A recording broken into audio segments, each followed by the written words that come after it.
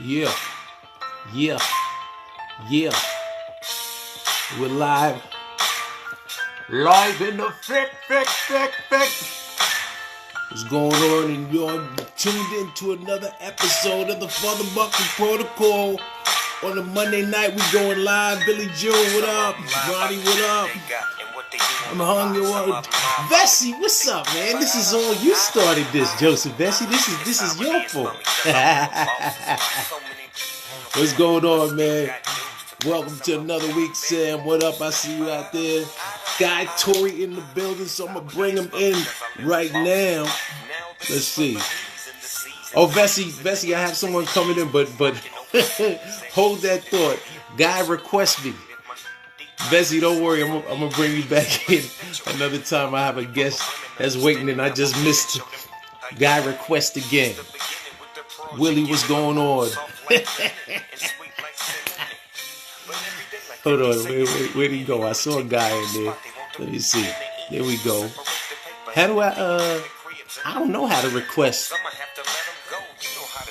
I'm still learning. Don't judge me. Do not judge me. Everybody's waving. Ali Sadiq, Alexandra, Cyan, Shells. Where'd Guy Torry go?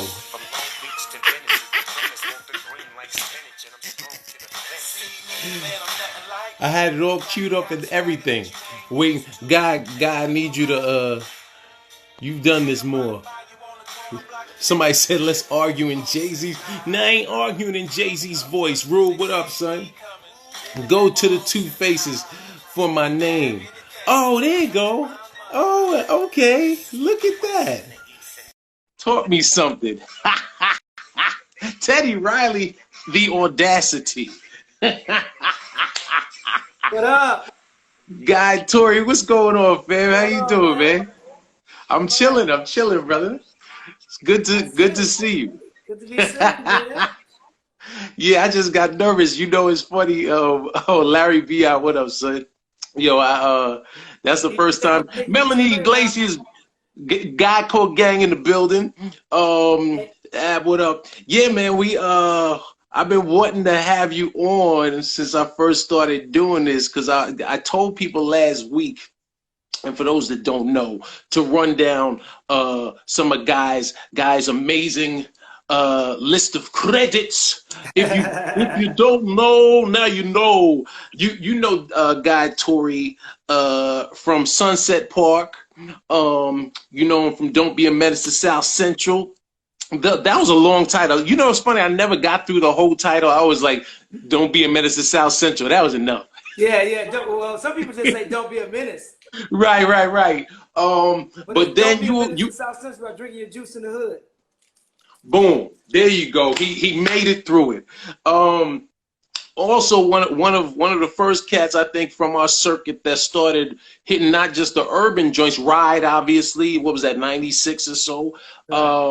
And then you crossed over and started doing mainstream joints, Pearl Harbor, but more importantly, American History X. If anyone out there has never seen American History X, Guy Torry proved that comics can make great actors. And I don't know if I ever told you that. I probably did, but I was super proud and impressed with what you did. Yeah, light up a fat one for that one, son. And also, obviously, an amazing stand-up comic. You first saw him Def Comedy Jam. You also saw him on the original Kings of Comedy tour. If I'm not correct. Yeah, correct me if I'm wrong. No, okay, he's still smoking, so we good. And amazingly, I got to see him. I was very proud again when we saw him open for an amazing concert. Maxwell co-headline with Jilly from Philly, Jill Scott at the Garden, son. An incredible show. That was such a That was nice, right? First of all, thank you for having me, man. I appreciate it. Oh, man, of course. Thanks for making the time. Honored to be here, man. Such an established and a comedian actor as yourself.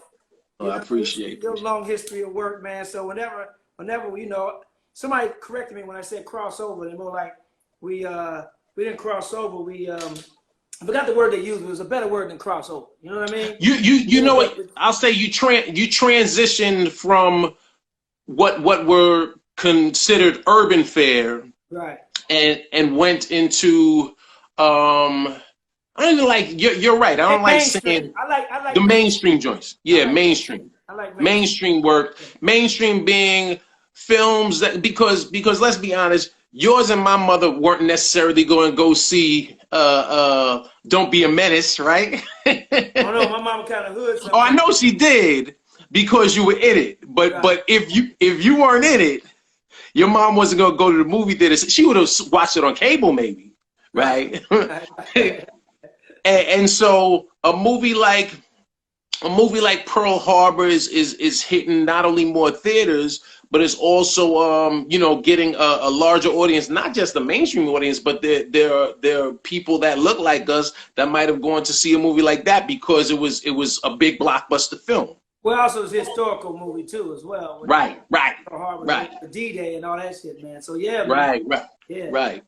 Right. So I want to take it back, and also, and I mentioned this last week at the end of the show, you Guy was one of the first people when I was taping Def Comedy Jam. You had already taped Def Jam, and you were doing warm-ups. You were doing warm-ups for the show. You did it in '95, right? 95? Yes, sir. November '95. That's the year Dominique was yeah. That's the Dominique. That's the Rudy Ducky Rush. Year. That's the Shucky.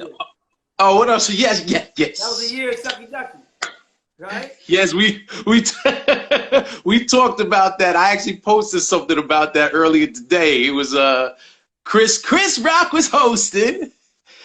It was Dominique. Shucky was the headliner of that episode.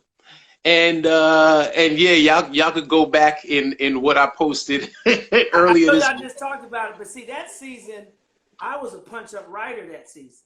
Okay. That was a season where I had done an episode, and I had come back to do another episode, right? And also do some punch-up writing, right? Okay. And Guy, real quick, explain to people that might not know what punch-up writing is. Right. Great point. Punch-up writer is, I was just an assistant writer. So they had a different host, all-star host. So I was assigned to get with the host and create material, get bits. Right. If they need any help with any bits, me and Reggie McFadden. No, me and Buddy Lewis. I'm sorry. Me and Buddy Lewis. Okay, Buddy. Yeah, I do remember Buddy was there. Yeah. The host, especially because everybody wasn't a comedian. I think Queen Latifah hosted, some. So everybody wasn't a comedian. So it was the right material for them. And if any other comics needed some material to do that, of course, Chris Rock would be my shit. Right. So Chris like, why do I got this dude writing for me? Boy. Got my own material. Yeah. Yes. So that year, I'll never forget it, man, because I learned a very valuable thing from Chris Rock that year, man. It was the year that Shucky Ducky went on, and Shucky went out, and you said it before. He had the first season. He had the big boom, Shucky Ducky quack quack, man. Right. And then that next season he came, but he was regular, right? The next season he came back. Kind of flamboyant. I mean, He was very flamboyant. He had the Prince. He had that kind of ostrich skin vest on, and then he had the County Monte Cristo lapel. And he was too cleaned up for Def Jam. He was still right. And Chris Rock, when he went out, he said, when he introduced me, something like, "Yo, give it up for Shucky Ducky. I hope he got some jokey wokies, right?" And then he went out there and Shucky's my boy, man. He bounced back really well from that. Yeah. But what happened was he was dying on stage. Because he did a song. Yeah. He did a Shucky song. The Shucky song, yeah. It did hit, man. It's New York. The king of New York. Hip hop was created. Dude. Right. So he did the song, and backstage at the time I'm standing next to Chris Rock. Right. And Chris Rock like, well, he ain't got no jokey wokies. And then he said, God, let me tell you something. He said, learn this today. Never get a hook. Because when your hook go, you go. Never forgot that. Never forgot that. He said, never get a hook. And when your hook go, you go. You better have something stronger after that hook. And it better be better than the first hook. Because if it don't hit, you're going to spend the rest of your career chasing that first hook. And I never got a hook. I never won a hook after that. I Right. Like, yeah, man. Yeah, that's you know it, and as a newer comic coming up, that's that's because that was right before Rock hit with Bring the Pain. Yeah. So he gave you that jewel, which is really why I started doing this podcast. I always explain to people, I want to do something and give back to the cats that are coming up, because I know you, just like myself and every other comic that's been out there, you have newer people that will come up to you and ask you advice. And I'm not big on advice, but I'm like, if you're around it enough, you're gonna get the necessary feedback. It's funny you say that, man. I've been working on something for a minute. Okay. And you're one of the cats I was going to include, and we can all do our own, because we all have our different stories and things like that. But just today, I was smoking with a very funny comedian from St. Louis, man. You know him, Roman Murray, man. Oh yeah, yeah. Murray, man. So me and Roman was smoking today. We just talking about comedy, man. And I told him, I get asked a lot of times, like you on the road, by younger comics, some advice, and it's too much to tell in a 5-minute conversation, 10-minute conversation. Right. And also, the other thing is too, it's like if they don't ask you and you see them doing something wrong, well, I'm gonna be honest with you. The black comedians I pull to the side and I tell them what they're doing wrong. I like, look, because I'm playing most of the improv and funny bones, man. Right. A lot of them wonder why they ain't getting booked all the time, or they don't get to work with white headliners. And so I said, man, and I look at the act and like, man, it's your act. I'm not saying you're not funny, but you gotta be down the middle sometimes. And I explained it to them, and I said, it ain't the club hating on you. They want you to be funny. They need comics. It's your material. You can kill on Black Night, right? That's cool, but you want to work for more than just black headliners, because you want to be across the board. But when you go and do a late night show, a Tonight Show, even a comedy special, you want to be able to relate down the middle. Yeah. So it's like you got to be relatable, man. So we're on the same, and we can work together on this or whatever. But look, man, I'm with you. Right. Here it is, right here. Here's right here. It's something that I'm starting. It ain't up yet, but if you can see it. It's reversed, so I'm trying to read it backwards. A comedy. Yeah, it's back. Because of the light. I can see it. What's my last name? I see a comedy tutorial. That's clever. That's. I want to be able to help me, because I'm a fan of comedy, like you a fan of comedy. Exactly. It's not a competition out here. It's like our job, if we're fans of comedy, man, our job is to teach the younger ones, not even teach them, but tell them our experiences and our stories. Because you're not somebody to be funny.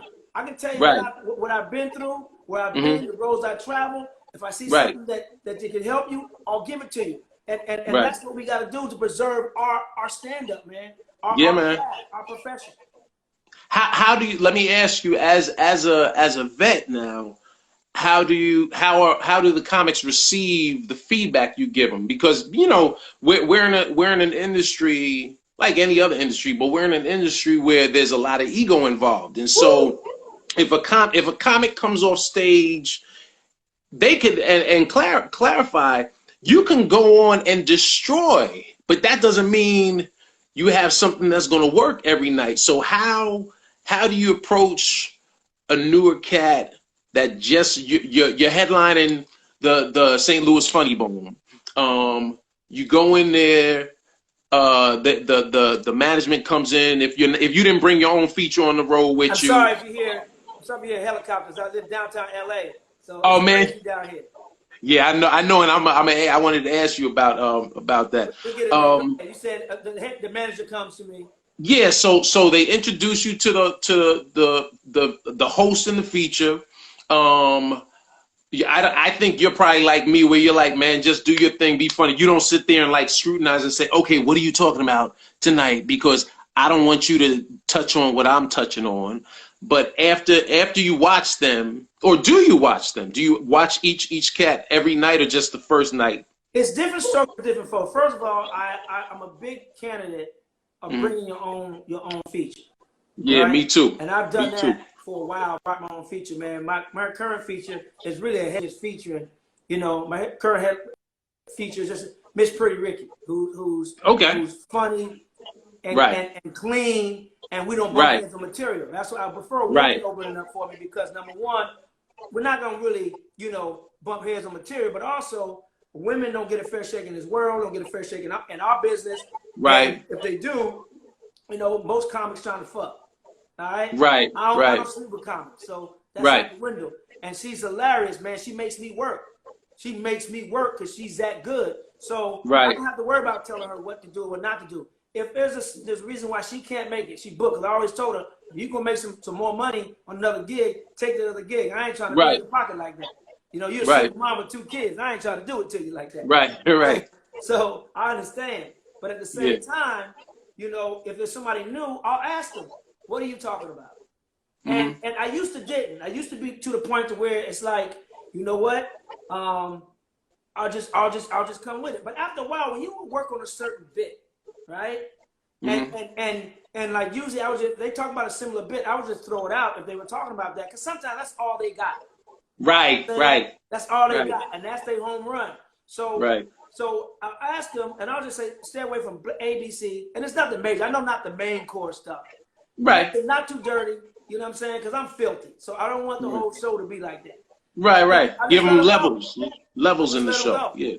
And because I know as a feature, man, you know, a lot of people don't understand what a feature entails.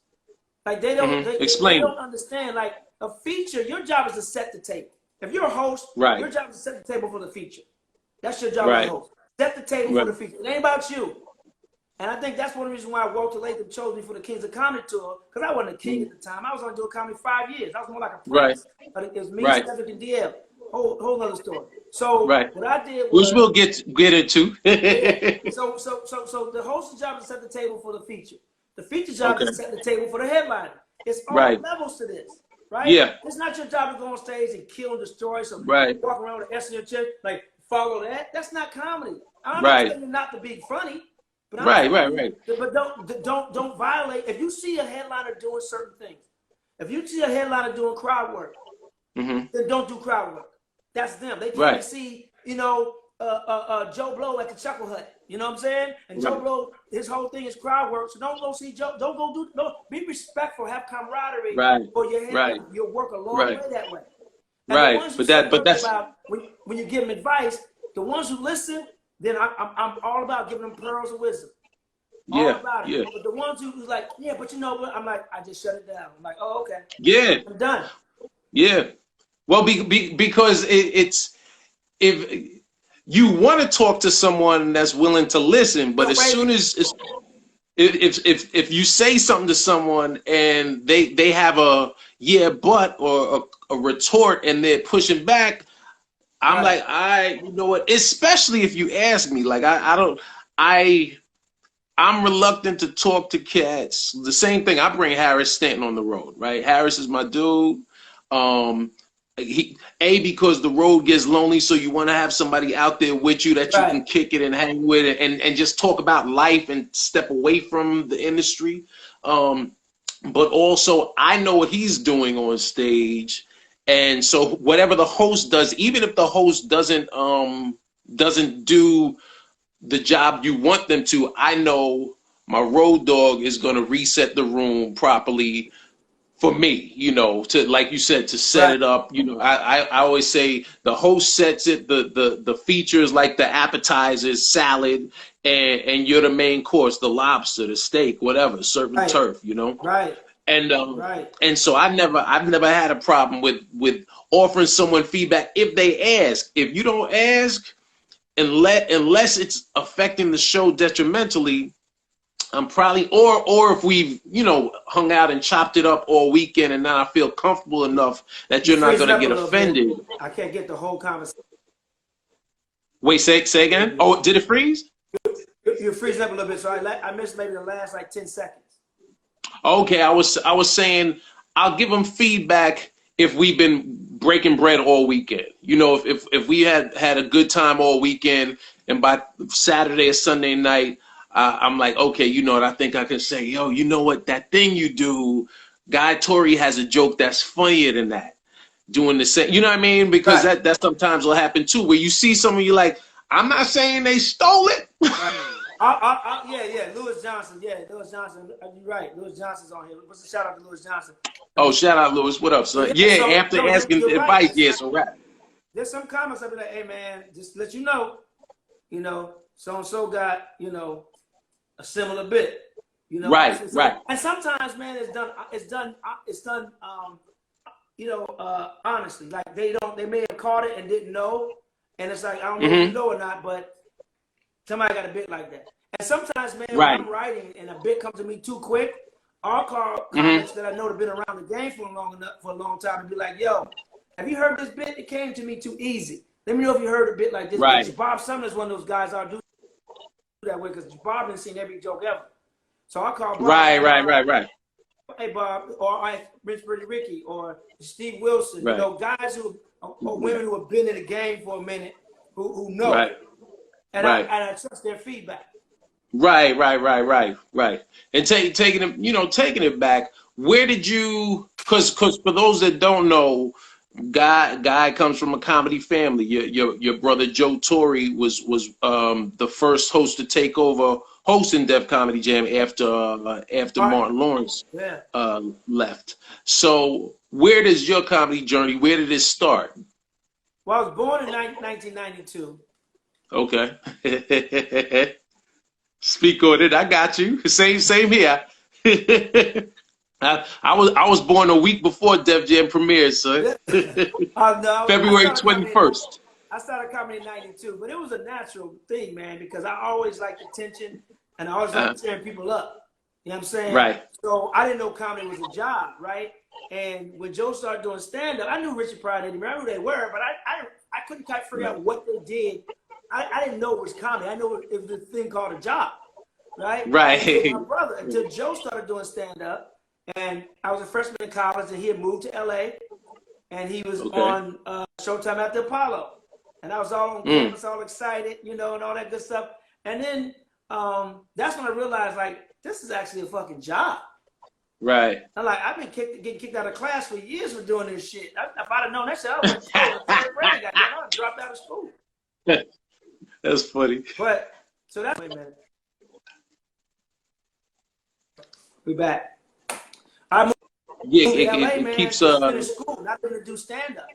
And 2 weeks after I got to LA, man, I was like, fuck it, I'm gonna get on stage. But I was inspired by it wasn't Pryor, it wasn't Murphy, it wasn't Cosby, it was Def Comedy Jam. Now once I got into the game and started studying the craft, then I started respecting Cosby and Murphy and Martin and Eddie and all those and Bill Cosby and all those guys and Sinbad and all those great movies. So I started studying the craft. So that's how it started for me, man. I just started hitting open mics. And Joe was like, look, Joe's already on. You know what I mean? He was already, he hadn't started hosting Def Jam yet, but he had done Poetic Justice already. So he said, man, as long as you in the clubs working on your shit, you ain't got to worry about paying rent. And living in a city like LA, and with the rent is high, like it is in New York, I mean, to not have that burden on you is a big load off your mind.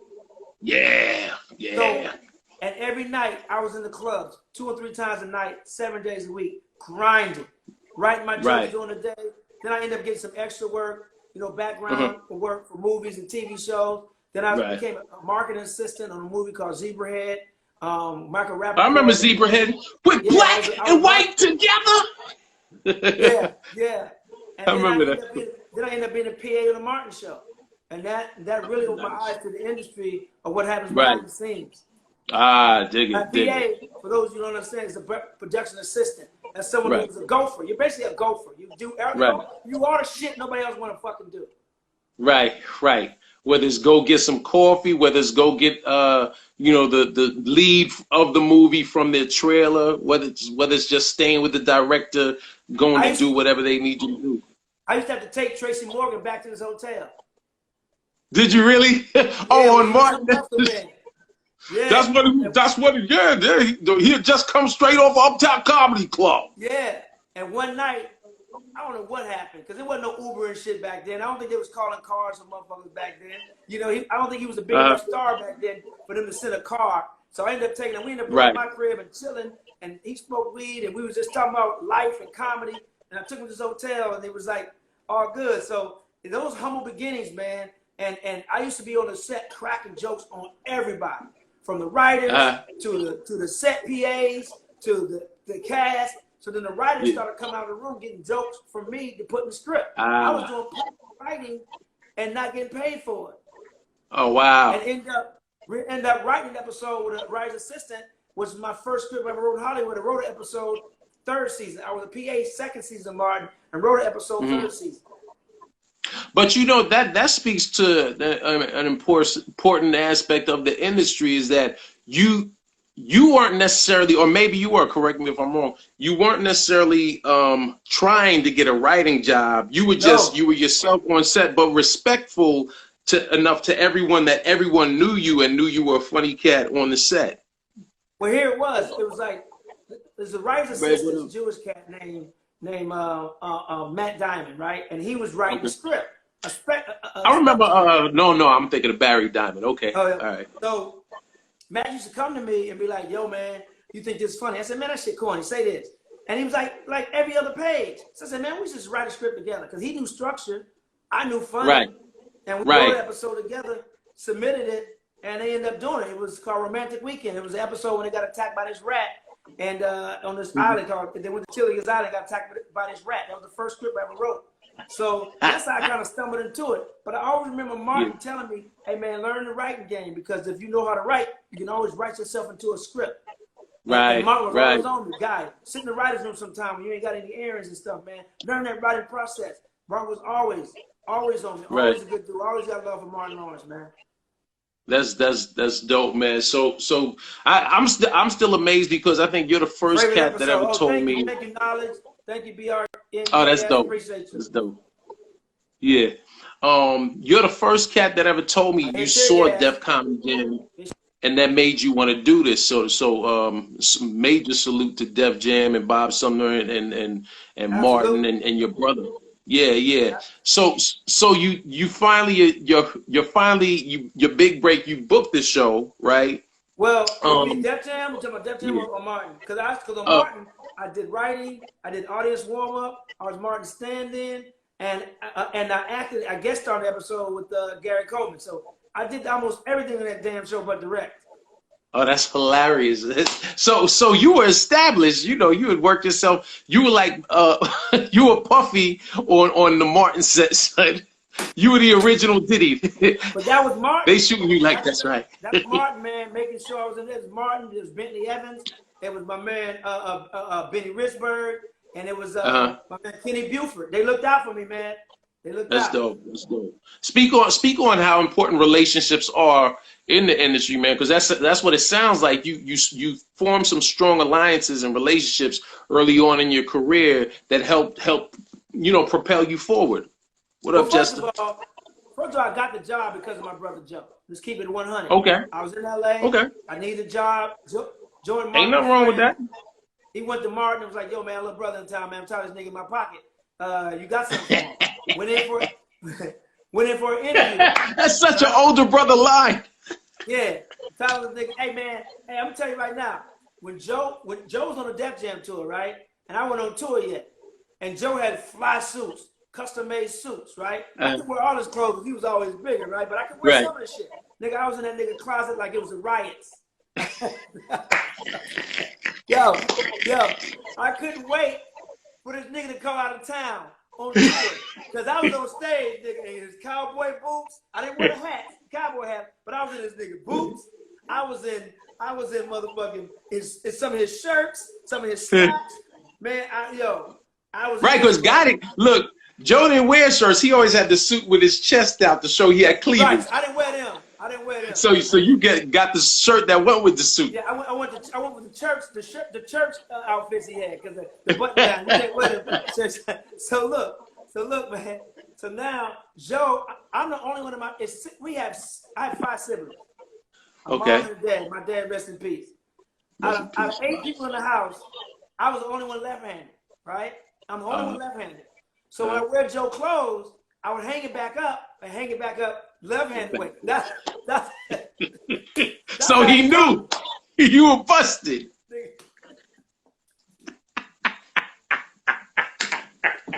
And and it smelled like cheap cologne because I couldn't afford the good shit. It smelled like cheap cologne. So he caught me, man. He straight caught me. But here's a story, man, that I love telling about. If you're gonna do something, sacrifice and do it to the fullest, and keep that first.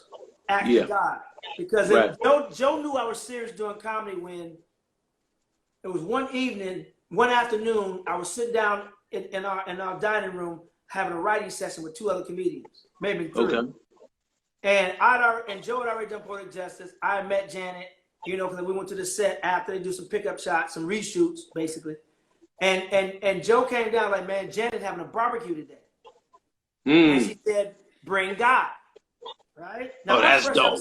I'm first out of St. Louis, right? Yeah. I'm first out of St. Louis, and Janet Jackson remembered my name after I met her, and then invited me to the barbecue with Joe. Right. Woo! So then, so Joe was like, so the other guys with me, they're kind of like, yo, man, we going to the barbecue? I said, hold up. What time it start? He said, it's about 2 o'clock, 3 o'clock. I said, what time it over? He said, it's going to go all night. I said, I'm good. I said, what? I said, I'm good. So what do you mean you're good? I said, I got 3 spots tonight. I wrote 2 new jokes. Oh! I said, I'm going to hit these spots tonight. I said, I'm trying to get where y'all are. My boys was mad at me because they thought we was going. I said, nah.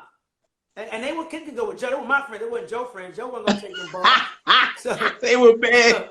So that's when Joe was like, okay, this nigga serious about the game. Right. And that's when I think it clicked for him. Like, okay, I'm in it. I ain't in it just because I'm Joe Torry's little brother. Right. I'm in it because, hell, I'm going to go ham. I'm going to go ball with this shit. And I was on stage, I was on stage like a mad dog, man. So that's the dedication you got to have to any craft, not just stand up, but any craft. It don't have to be one of the arts. It has to be fucking the craft. But somebody said, who was that saying that? That was Tracy Lauren. Oh, the funniest stealing my clothes. Here's the thing. It wasn't the first time I was wearing my brother's clothes. We grew up poor before my mom and dad got back together. So I wore the hand-me-downs. So I'm used to wearing my older brother's shit, but the fucked up part was I had to wear hand-me-down drawers, nigga. So I got drawers with skid marks already. And there were 5 of y'all too, so it went through the cycle. Hey man, I mean you can't recycle drawers, man. And they were older, so I got the drawers with the dick print already in it, and I'm younger. My dick ain't that big yet, so I'm getting drawers looking like I'm looking like Larry Blackman from Cameo. Ow! Too fucking big.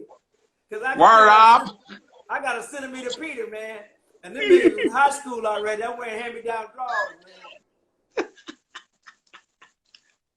Yes. But more importantly, I appreciate your commitment. Please tell me you at least were able to catch an hour of Janet Jackson's party? No. Damn. No.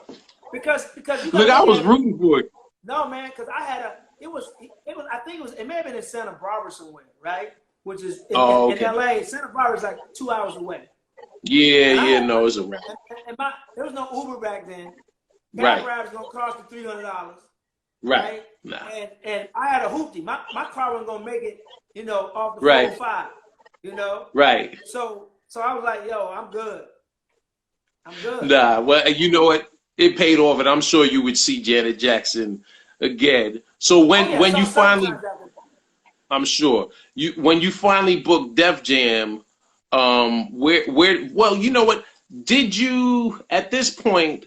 When did you start doing the Tuesday night at the Comedy Store? Because for those that don't know, Fat Tuesday. I did Def Jam before then. Here's the thing. I had a chance to do Def Jam the last season Martin hosted.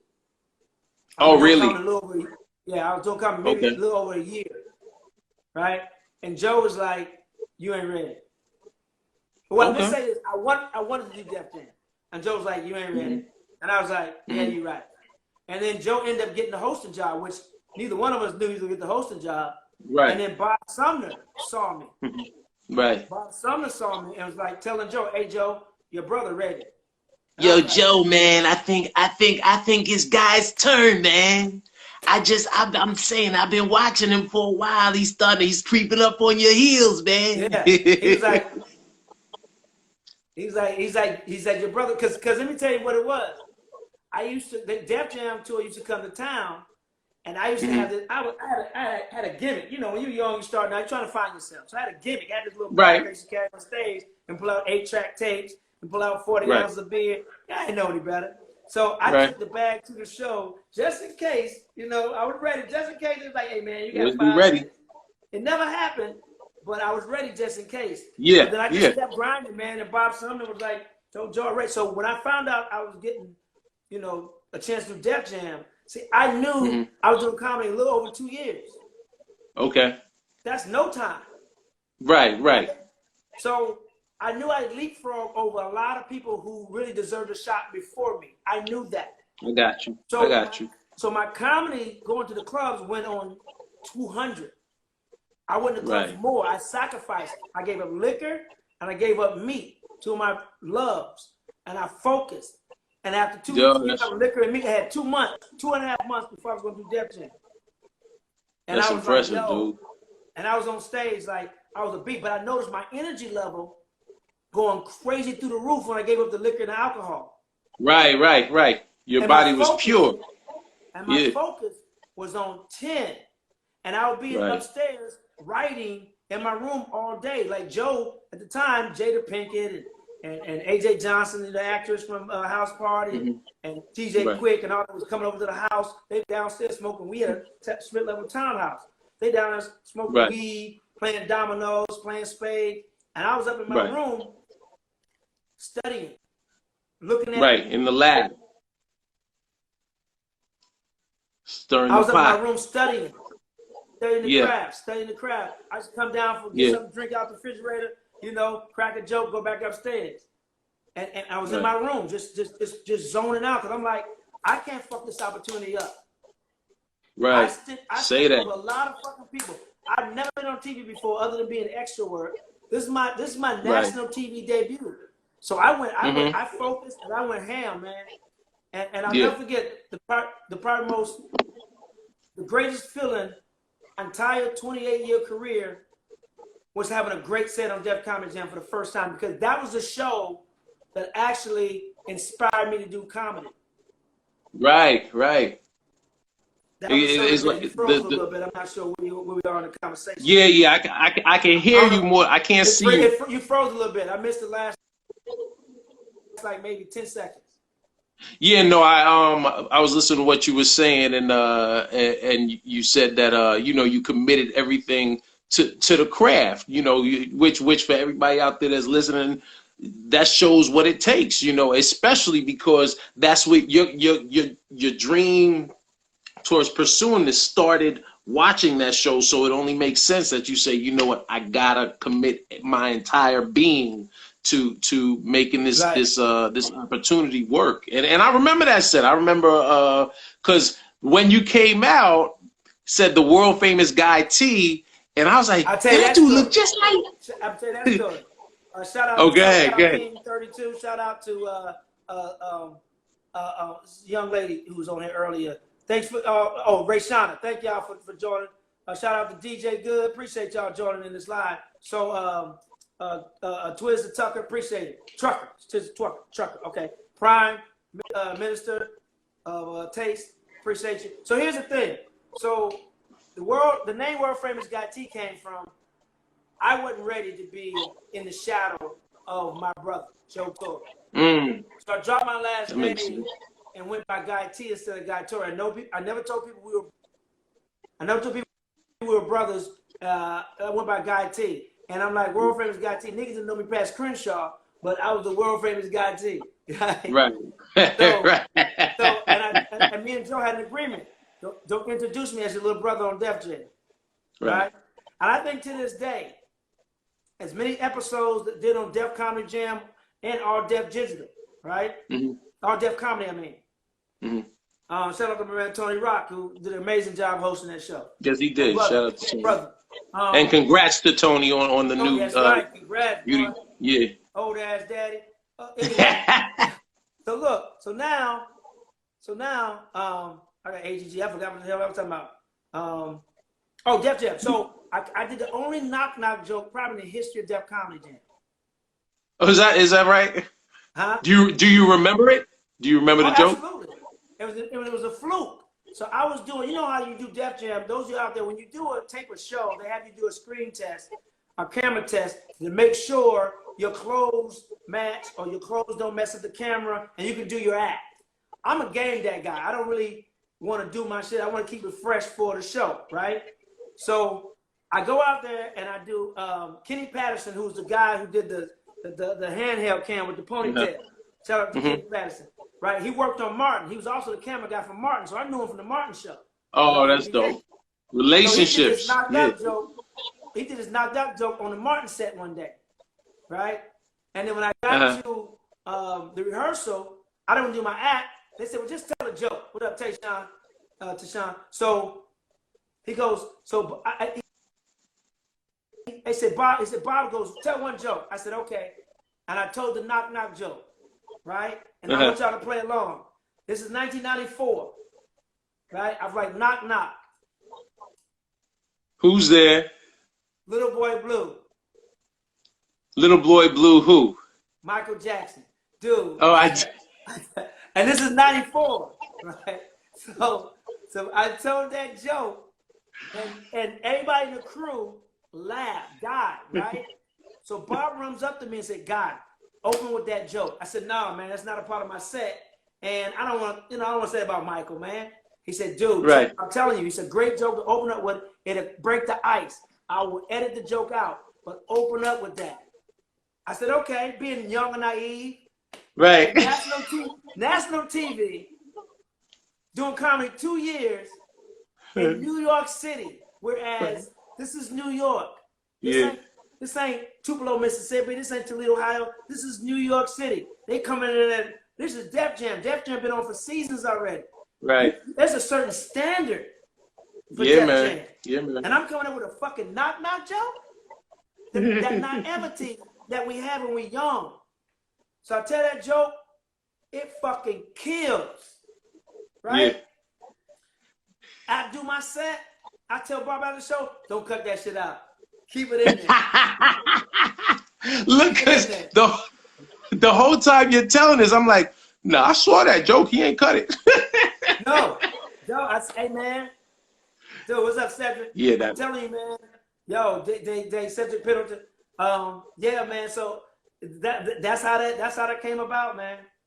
You know, right. Tracy Lawrence said it's a good thing you didn't go to Janice barbecue telling that joke. I'd have bombed at the party. Hey, yo. Mike would have been waiting. I want to talk to you for a second. Yo, I'd have bombed at that party, man.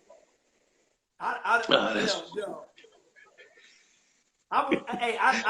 be telling that joke at that party. Right, no. Like fucking the officer at the fucking Floyd family reunion, nigga. Too soon. Too fucking soon. No, can't do that. Yeah. Oh shoot. Yo, so my scroll is freezing. Yeah, I keep your screen keeps freezing up, and yeah, I'm not sure if it's just a connection. Ding. Yeah. Can you hear me? God. I think it froze again. You know what? We gonna go out and come back in. So tell Guy that do you remember any of the spots you used to perform at in St. Louis coming up? All right, we going live again. Waiting for my man Guy Torry to come in. We were having some issues. I think must be some issues with the Wi-Fi on Guy's end, because I kept seeing it freeze up. Morning, Christine, what's going on? Tell Aaron I said what's up. Tracy Lauren is back in the building, and we have more people coming on. Delfino Tina, what up? Danya V, what's going on? Peace. And hopefully what if Guy didn't come in? Alicia, what's going on? Happy belated. Yo, Tina Delfino, what up? funny, Christine. Heidi, what's going on? We were talking about Boston Comedy Club last week. Let me see if God comes back in. Let's see. I don't see him yet. Hugh, oh, there he goes. Okay. Hugh, what's going on, man? We're going to try again. Take two, the ghost. The ghost of Michael Jackson. Nicole, what's going on? Danny, what's popping, man? Is waiting for Guy to come in. That's funny, the ghost of Michael Jackson. That's funny. Guy, what's up, man? Yeah, I got two internet streams, and one of them weak, and my thing chose the weaker one. I had to switch to the stronger one. I know exactly how to go. Man, I'll be honest with you. Yo, Tracy Lawrence said, she said, that was the ghost of Michael Jackson.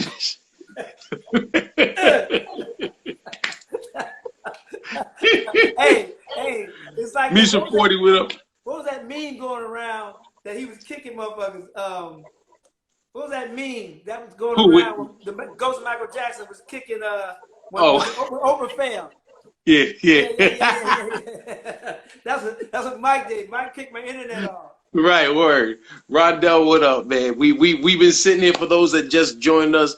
We've been talking to my man Guy Torry, reminiscing about his career, starting with him actually seeing Def Comedy Jam and saying that's what I want to do back in '92, to him actually accomplishing that, him sacrificing everything from swine to wine, and saying, I'm not eating meat. Right. I'm not drinking anymore. I'm becoming one with my art. And he went on that stage and destroyed on Def Comedy Jam. And you're right, because I remember Muhammad. That's a great question. I remember saying, wow, that dude looks just like Joe. And then afterwards, because y'all had a moment, is this what you're looking for in Chicago? That was the second one. That was the second Def Jam. Oh, was that? Okay. I'm mixing the two. First one, but at the end of your first set, correct me if I'm wrong, he said, give it up, and then he said, yo, that's my little brother. So here's the thing. Sabrina, what up? I was still, what's up, Joy Foster, my man?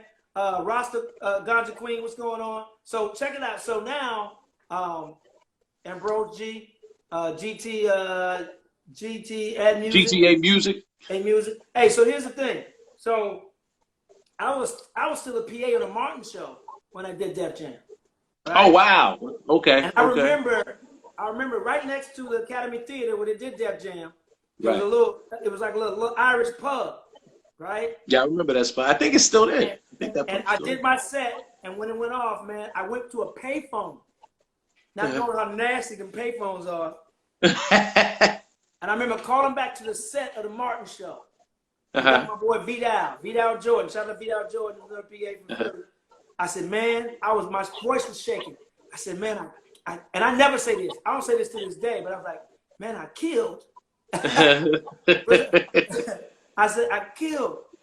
I was like, yo, man, and man, that was, but the minute I knew I could do stand up as a job was was the year I did all the warm ups on Def Jam, right? Right. That's when I taped. That was the following. And I walked back to the hotel. We were staying at the it was called the Millennium. It's Millennium now, but it was the Maclo, the Hotel Maclo. Okay. And it was a Sambara's right on the corner. I know the Sambara's, the pizza spot. I went in to get what up, Franklin County? I went in to get a slice, as y'all call it in New York. I didn't get a slice. And I'm standing in line, getting ready to pick up my slice, and there was a kid in there who was at the show. He saw the warm-ups and stuff I did. And he was like, yo, son, you mad funny. You got love in Brooklyn. I felt like I have arrived. Yeah. I'm like, I got love in Brooklyn. I'm like, nigga, I can do this. Because I don't know what this Brooklyn is. You got love in Brooklyn, son. Right. Man. That's Biggie. Spread love. It's the Brooklyn way. Yo. Yeah. And when he said that was my epiphany. I ain't gonna lie. Right. I just did a great set the season before. I was still in doubt. But when that kid said, yo, and I saying kid, but the dude was probably older than me, but you know. Right. New York, God, kid, what up, son? All that shit y'all said in New York. Well, Keanu, I was like, yo, Jamar, what's up, Jamar? So I was like, yo, man, I can do this for a living. And I ended up, even before then, the biggest decision I ever made in my career was leaving the Martin Show as a PA, just an assistant, and doing comedy full time. Because Bob ended up putting me on the Def Comedy Jam. On the tour. And that tour meant a lot to me. Yeah. Well, I mean, you earned your spot, and I think I started saying it, but I didn't finish. When we first started about an hour ago, was when I was taping. Obviously, that was my first TV taping when you were doing warm-ups, and I always appreciated how gracious you were in, knowing we now were you a year prior, right? And so we're all kind of just like trying to play it like, yo, whatever, we cool, but you're nervous because you're like, yo, there's Del Givens and we take Ricky Harris, and we're taping during, it was the All-Star season. So because it was the All-Star season, I remember walking backstage and, yo, there's Jamie Foxx and there's Cedric and there's Chris Rock, so you've seen all these heavy hitters. Future greats, future legends. Right. And you were just real, you calmed our nerves. You like, yo, man, you just make sure you have a good time, have fun. You're gonna do your thing. And I was like, yo, I always held you in high regards for that, because I was like, because you didn't have to do that, and you and I have both been around people that aren't as welcoming, or as gracious when you wind up on the same set. Well, the reason why I went to all the comics and did that was because when I did the warm-ups, I did an episode and I did warm-up as well. So I did warm-up for 12 to 13 shows. Right. And I knew for a lot of you guys, it was your first time on television. Right. And I had enough material to change my set every show. So I went to every comic and I said, what do you talk about in your set? Right. And if it was something similar to what I was going to do, I took it out of my set. Dig it. Because I was like, I don't want to ruin your big moment. It's like, I wasn't taping those episodes. So what I'm saying on stage ain't going, I wasn't trying to go out there and make it hard for anybody else. I want all of us to win. So if you had a joke that was similar, I took that bit out, replaced it with something else, and then I'm like, because I wanted you all to kill that shit, Yeah. And that's just how we were raised. What my mom and dad raised us, man. It's like, yo, we all can win, we all can eat. So it's like, hey, man, it was a wisdom God gave me, and it was on my spirit to say that, because it's like, dude, I'm a fan of comedy. Yeah. And I want all of us to be great. Even the cats I don't like. The cats I don't like. Right. And I'll punch them in the fucking face. But I ain't gonna room for you to bomb. Right. Because we all part of the same fraternity. Exactly. You run your leg, hand me the baton, let me run my leg, and hand it off to the next guy. Why do you say that? Because I ran track in high school. Oh, okay. Oh, what was it? It's funny how God prepares you early in your life for stuff that's going to happen later. So I ran track. When I ran track, I was the third fastest on the team, which means I had to start the race off, right? The relays, right? Yeah. But also, like track, how you practice is how you're going to run in that meet. Right. And sometimes you got to practice on your own. So, So, and stand-up is the same way. Yeah. You can tell if you ain't practicing when you get on that stage. You can tell if you ain't practicing when you get on that track. But also in stand-up, it's about our entire team and that relay, our forwards.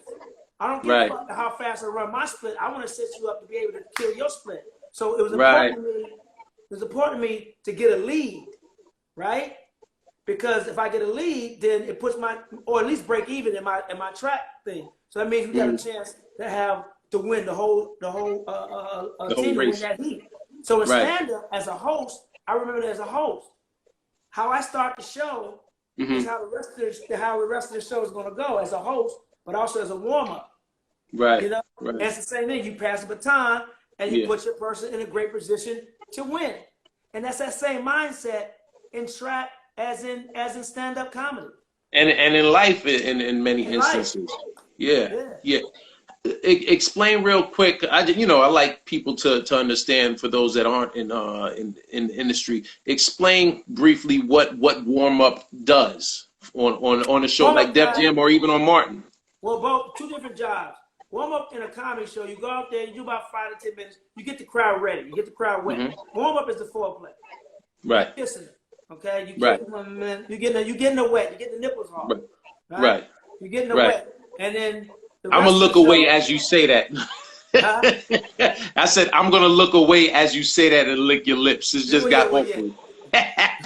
But that's the warm up. That's how you get in the wet. You get in the horny, you know. Right. And then the headliner's job is the feature job, or whoever come after you, is to get the panties off. Okay. And the headliner's job is to come stick that dick in you. Right. That headliner's job is to come and fuck the dog shit out of you. And down on the headliner. So I get on stage, I'm gonna fuck the dog shit out of you. Pause. We talking about women. Look, as you said that, you ain't noticed me go like this? Yeah, I want somebody taking to the clip saying, yeah, I'm gonna fuck the dog shit. No. But I'm serious. I think.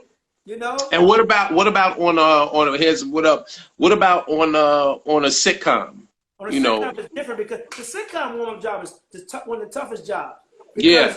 Shout out to Louis Dix. Shout out to Drew Fraser. Yeah. All those guys, man. Your job is to really, you have an audience for a sitcom of about 200 people. Thank you, handsome.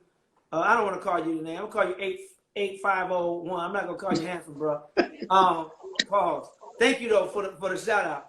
So you have about 200 people there in the audience, and they're following as they do a sitcom. They're doing the show.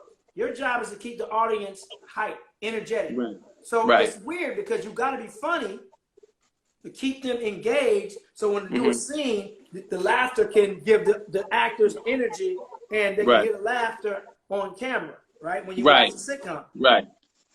But you can't be too funny, because if you're funnier than the script, it's you, and you're getting fired. Script, so then they gonna talk to you. Hey man, you need to tone it down a little bit. It could be a badass script. It could be just no jokes in the fucking script. Right. You gonna take the fall for it because you the warm up guy. Right. Right. So then if you ain't funny enough, well, say this. Say if they ain't laughing at the script, then they think you ain't funny enough. So you gotta find that balance in between. Balance. But also, so you gotta be a cheerleader. You gotta be able to give. I used to have a lot of friends in the record industry, so they used to give me free sample CDs to give away. Okay. You do talent shows. Hey, who can sing in here? Let's have a singing contest. You're a fucking ringleader. You're a fucking ringmaster. Right. The other part is you have to narrate the script. You have to keep them informed of what's going on in the story. Like when they go away for a long time, you gotta tell, okay, what just happened in the last scene? Y'all remember now? Martin, you know, Gina caught Martin with another girl. You gotta reset the scene and then go. So and J. Anthony Brown was another great warm-up guy. Myra J was another great one. Shout out to Myra J. Brown. I used to have to fill in for them. Because they had a break, they called me to come in and fill in to do warm up like that, man. It was tough. So that's a job, man. But it was paying. Yeah. You know, back then, this is 94 now. So now I'm making $12.50 a week. Nice. And that's only 2 years into your career. That's a good look. It's a good look. I'm making $12.50 a week. So I'm good, and I'm still staying with Joe, so I ain't got to pay no rent. So you ain't got to pay rent, so you get to bank that. Boom. That's nice. When did you start Fat Tuesdays? Because for those that don't know, Fat Tuesdays, Guy had the hottest show on the West Coast. Look at your time, because the hour don't cut us off. We're going to log off. No, but we started back. We stopped. We stopped and came back in. Yeah, I restarted. So we're only 15 minutes in. We good to go. Hey, I was looking at time. Okay, got it. No, I appreciate that though. Yeah. So go ahead. I'm sorry, I cut you off. What's up, Ben? No, so I was saying, I remember because the Comedy Store, it wound up a tradition for what, 15, 20 years. They were doing Urban Night on Tuesday night, but that started with y'all. That started with you. Correct me if I'm wrong, but I can't remember. I haven't read the comic to really back this up. There was really no mainstream club doing an urban night, a mainstream club, before 1995. Yeah, you know what? I'm not sure exactly when. Caroline's Tuesdays, February 8, 1995, and I started, and I can't talk too much on it because I'm in negotiations. We're doing I signed a deal with GramNet, Kelsey Grammer's company, and we're talking the story. I've been telling you about this for a long time. Yeah, I need you for the interview. So we're close to a studio. We got studios who's kind of like, you know, we gave our bid, and now they bam. So I started Fat Tuesdays because, and I'm just gonna tell you this part. When I got to LA in '92, I always heard about the Comedy Act Theater, which was in the hood, first black comedy club in the country, full service black comedy club in the country. And I heard about Robin Harris, this guy named Robin from Joe, this guy named Robin Harris. I heard about Michael Jordan in 1 week, Magic Johnson in 1 week, Moses Malone in 1 week. You know, Eddie Murphy coming down. When I got to '92, just like it is now, it was after the Rodney King riots. I got there August of '92. The riots happened in March, April of '92. Right. So this comedy club that I heard about, which was like the Cotton Club of comedy clubs, was a ghost town. It was a ghost of what it was. Because people stopped coming south to Wilshire. That's kind of like a dividing line between the hood a little bit and Whiteville or Richville. And so by '95, I'd already done Def Jam once or twice, once, and I had maybe one TV credit under my belt with that one, and I had an agent manager already. I was at SLBG, Russell Simmons, Sam Bacon, Burlstein Gray. Right. That's a good look. Right. So, but there were so many young comics in the hood getting looked over. And I was like, man, there's a lot of talent down here that they ain't coming to see. Because white people were scared to come down to the hood after that. So I went to the comedy store and said, hey, can I start a night and showcase some of my friends? There's a lot of funny people in the hood. And the comedy store, y'all, is on Sunset Boulevard. That's like back then, that was the place in LA. Right. It was like with Pryor and Yakov Smirnoff and all those guys, Letterman, all those guys started or played. Right. Robin Williams, Jimmy Walker, Jay Leno, Jimmy Walker. Do sets. So that was a comedy store. Was it? So for them to give me an urban night on Tuesday night, which was the worst night to have any night. Or who fuck goes out on a Tuesday night? Right. And they thought it was gonna fail. Right? So I worked my ass off. I was on comedy for 3 years at the time. I had no marketing experience, never ran a business before, never hosted a room before. Right? I hosted before, but not a whole room taking over everything. I was the creator, the producer, the host. It was all out of my pocket. I had no sponsors. I was barely making money. I was on the Def Jam tour, so I was using my money from the Def Jam tour. So when I tell you, I just want to showcase comics, man. I just want to give them. I said it's enough money for all of us to eat. Everybody, and that's my passion behind Fat Tuesdays. Like I want all of us to eat. So I started showcasing. I can't say too much because it's gonna be in the doc. But that night, God allowed that night to help a lot of other comedians who are box office stars today. Right, dig it. It wasn't nothing I did. It was God working through me to provide that platform to give cats a chance to be seen, men and women. But that was the night that started Chocolate Sundays. Because they went and got theirs down the street. It started Mo Better Mondays. Then the Improv saw how much money that they were making at Mo Better Mondays, right? And they started doing black nights in their clubs around the country. So now black comics had a room to go and work out in. And have industry come check them out in, without fear of having to go, go too deep in the hood, so to say. Because and all that is going to be told in this documentary. Okay. And after that, But man, it was God allowed it to be epic because I had no idea what the fuck I was doing. Right. Well, he used you as a vessel thoroughly. And I'm glad I was obedient enough to listen to it because it wasn't about me. It was about us. Right. Hallelujah. Right. Hallelujah. Shit about a Honda. I should have a Honda. Now take me, because I know you saving it for the doc with Graham Net. You wind up on the Def Comedy Jam tour. Who was touring with you?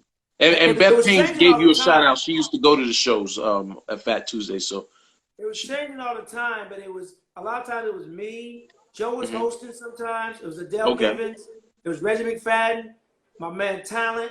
You know, Talent was on the me and Talent was like thick as thieves. We was the ones hanging a lot. Well, y'all were the Young Bucks. Y'all were the Young Bucks on that tour. Angela Means did a lot of dates. Ricky Harris did a lot of dates and hosted sometimes. Yvette Wilson, rest in peace, did a lot of dates. Rest in peace, Yvette. Tony Brown, downtown Tony Brown would do some dates. Oh wow, Tony Detroit from the D. Yeah, Monique would do some dates. Who else, man? Fuck. There was a lot of comics who used to come to that tour sometimes, man. And before me, it was like Bernie Mac, Joe Torry. Right. You know, Kid Capri did all of them. Silver Surfer filled in when Kid Capri couldn't do it. Okay. And also, what's the young lady? Jazzy DJ. Oh, Jazzy Joyce. Jazzy Joyce did some dates. Jazzy Joyce. But Kid Capri, man, let me tell you something. Let me tell you a funny story about the Def Jam tour. Yeah. But it wasn't all. We all did do it at the same time. Right. It was a rotation. It was a rotation. Right. So I remember being in Charlotte, North Carolina, and I had been doing comedy for a couple of years by now. Joe's already the host of Def Jam, and we was in Charlotte, and Adele Givens was supposed to host. Okay. Right? Me, Reggie McFadden, and Talent, and it may be Angela Mean. No. Adele was the woman, the female on the tour, right? So was that usually the setup where it was like three male, one female, and Kid Capri? Okay. Right. So we're in Charlotte, right? And Adele had stopped flying. She prepared her flying, so she was driving everywhere. She forgot we had a show. Oops. And she in Chicago, we're in Charlotte, North Carolina. Found out earlier that day. So now she gonna drive. From Chicago to Charlotte? She wasn't flying. So now it's showtime. It's showtime, right? Uh-huh. And on that show, it was me, Adele, Talent, and Reggie McFadden, right? Uh-huh. So now it's getting close to showtime, and they're like, fuck, Adele supposed to host, she ain't here. Reggie, out of me and Talent, and Reggie was the elder statesman. Right. So naturally, he should headline. Right. I thought maybe he should host, but it's like, no. We got to save him the headline in case Adele don't show up. Okay. Guy, you host, right? I said, okay. And I'd already been doing Fat Tuesday, so I had some hosting skills. You had your rhythm. Your rhythm as a host. So, anybody ever been to a Def Jam comedy show or a Kid Capri party? Yeah. You know, Kid Capri has the audience on 1,000. Yeah, rocking. 5,000 people. Right. He at Evans Theater. It's crazy in there. Kid Capri go out do his thing. They in 9,000. Kid gets on the mic. Now I'm hosting. I'm new. Right. I'm hosting. I mean, Kid Capri on the mic. Yo, y'all ready for the show? I said, he's like, how many of y'all like that host? Jeff Cutler, Martin Lawrence. I mean, like the new host, Joe Torry. When neither one of them are here. That's what he says. When neither one of them are here.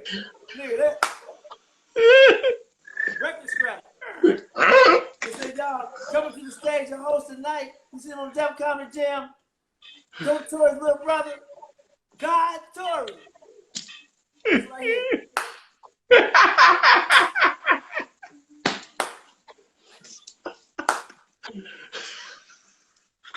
Nigga, I'm telling you. Dude, when I walked on that motherfucker, motherfucker. Man, they looked at me like I took my dick out in church.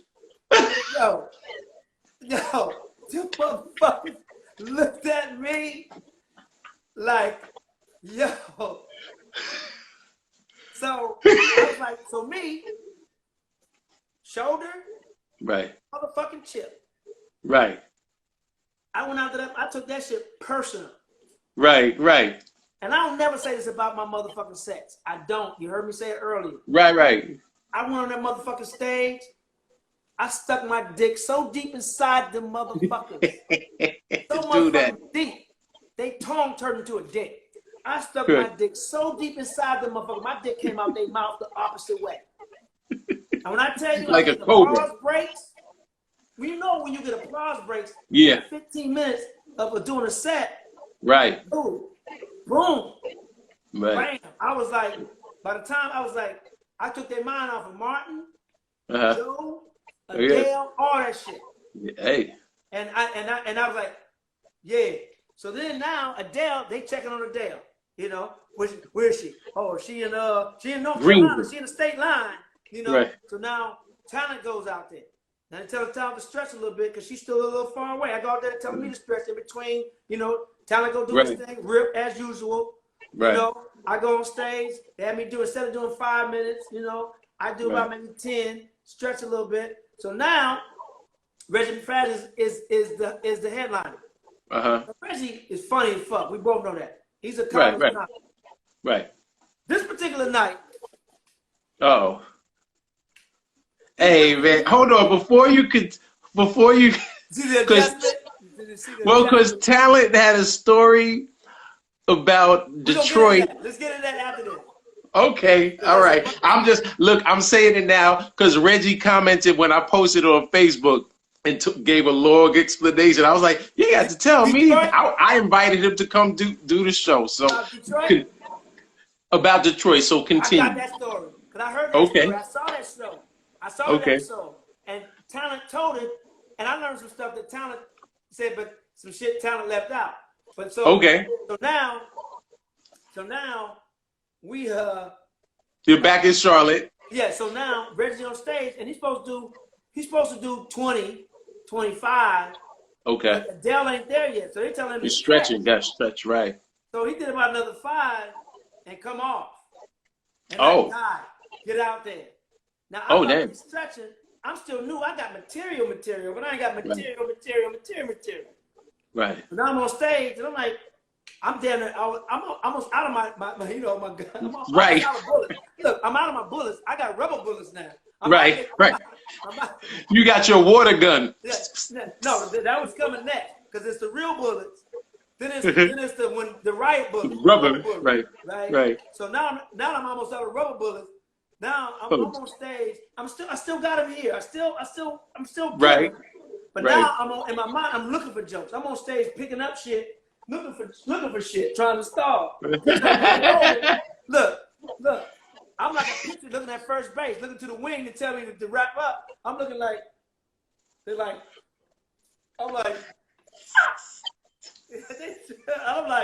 in my mind, I'm like, nigga, I'm out. Nigga, I ain't got shit. I'm out of my A shit. I'm done. I didn't came. I ain't got my shit. My dick look like overcooked asparagus right now. I'm a newborn fucking baby, son.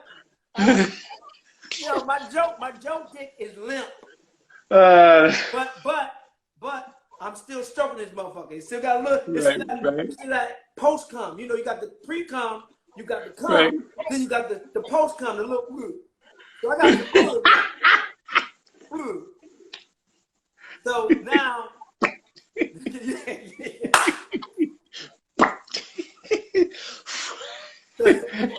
don't have that. You don't have that Lexington Steel trajectory. So now,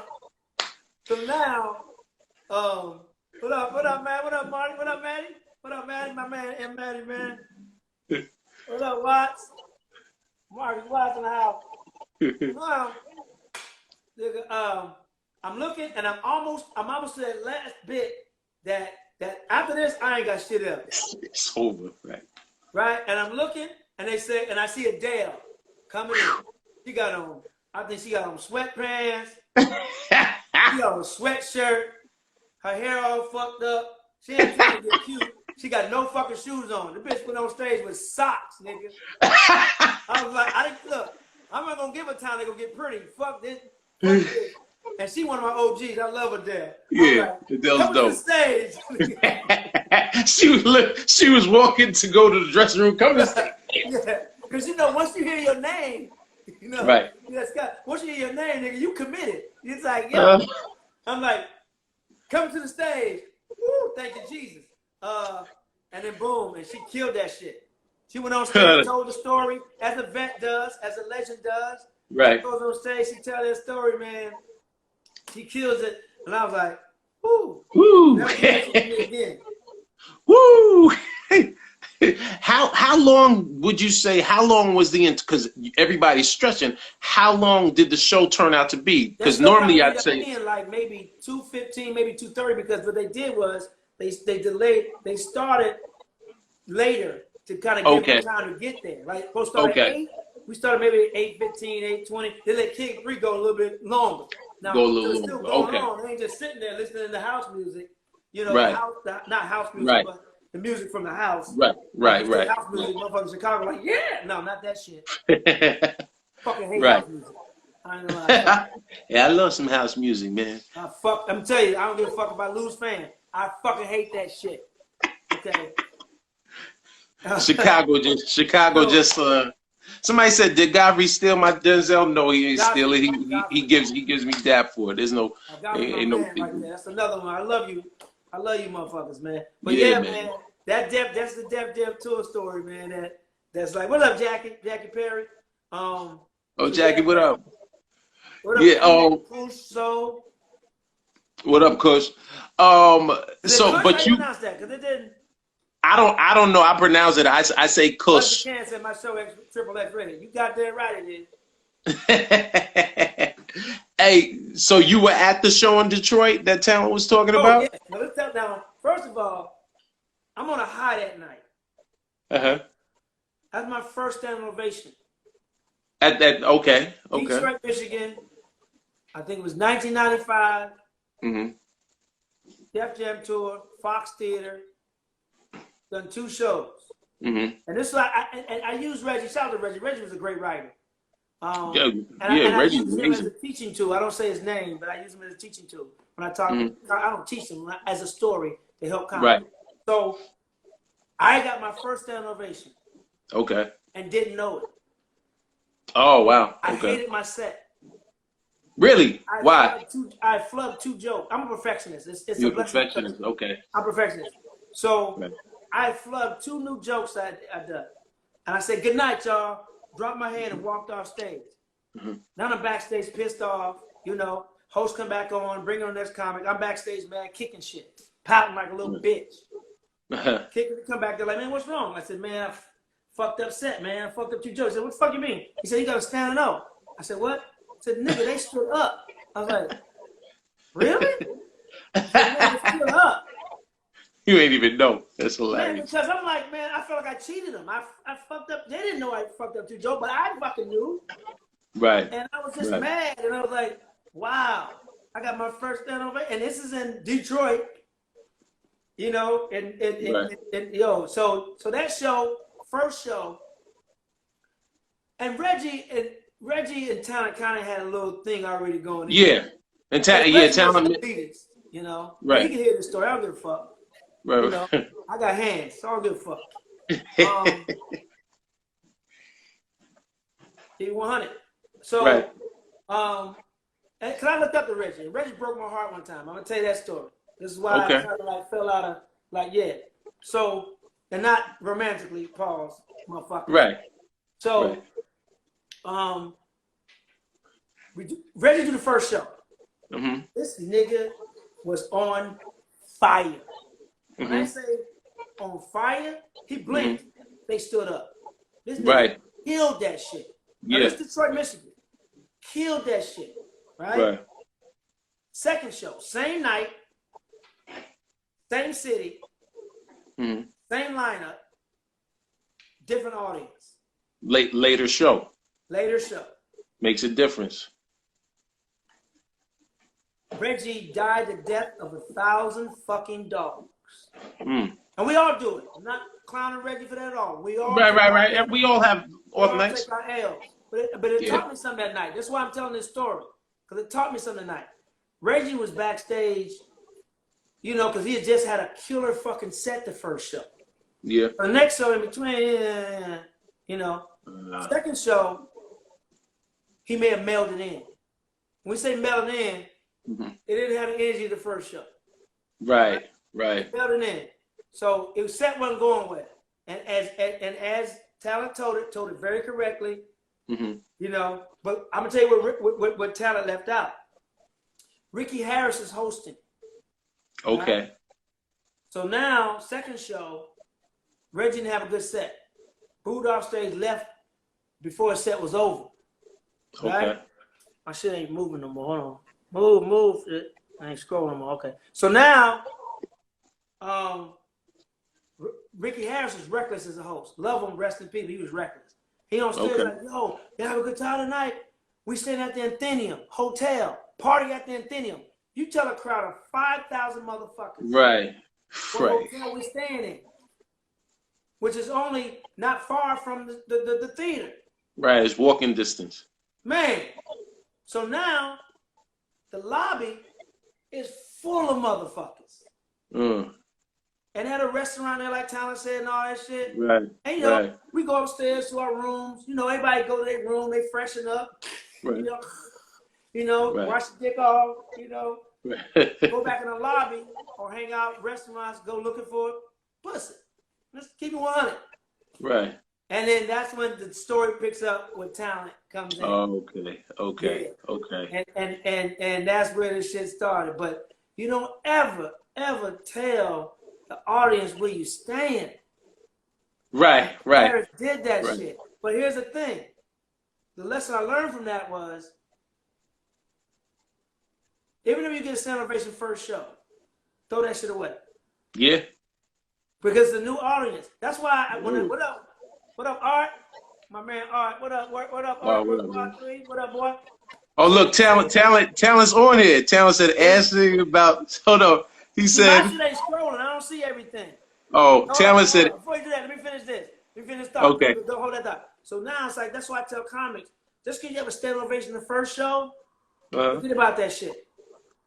And because the next show is a new audience. That's why I look at audiences as boxing opponents.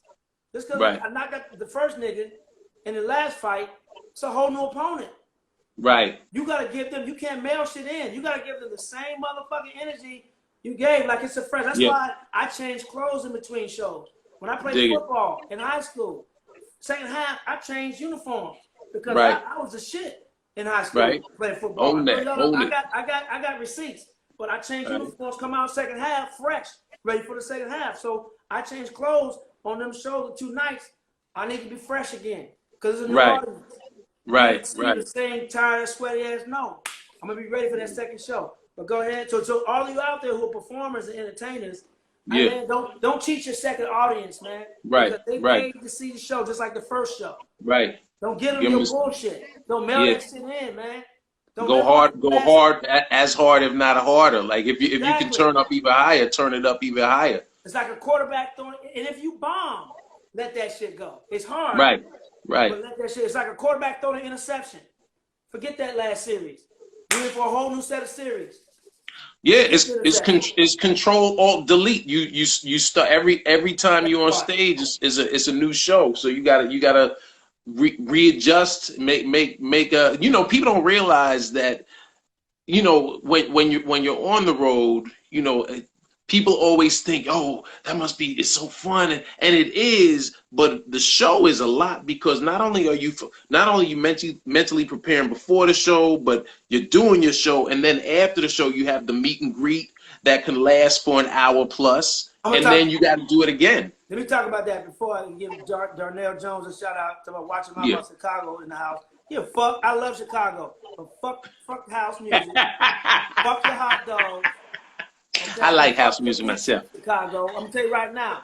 first of all, St. Louis, the hot dog was created in St. Louis, the 1904 World's Fair. How the fuck y'all got better hot dog than us and we invented it?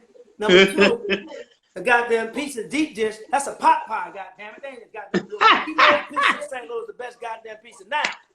Y'all got two I want New York, sir. New York pizza. No, that's what what I love it. I love a New York slice. Represent St. Louis. No doubt, no doubt. Now Darnell Jones, okay? The other part is only good things I got in Chicago are three things. You got some good pussy and some good popcorn. That's the best.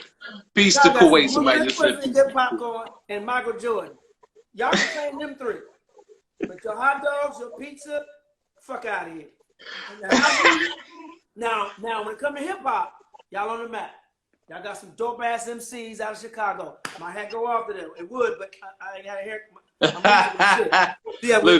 Look, that's I proudly haven't had to put a hat on. Yeah. Look like you living the 7-Up commercials. You know, you look like a microphone. You like the little fucking shit that goes microphone. Think it was a tap. Is this thing on? My shit ain't scrolling, man. I don't know why it ain't scrolling. I miss a lot of shit. But with talent, now you get back to talent. Here, I'm gonna scroll back to talent said, and shout out to talent. I didn't even know he was on.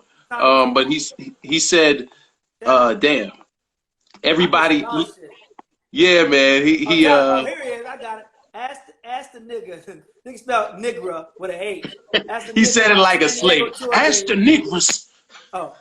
Ask the nigga about San Diego tour date. We left Joe and his brother and took the limo to the after party. Joe was heated. Yeah, see, here's the thing.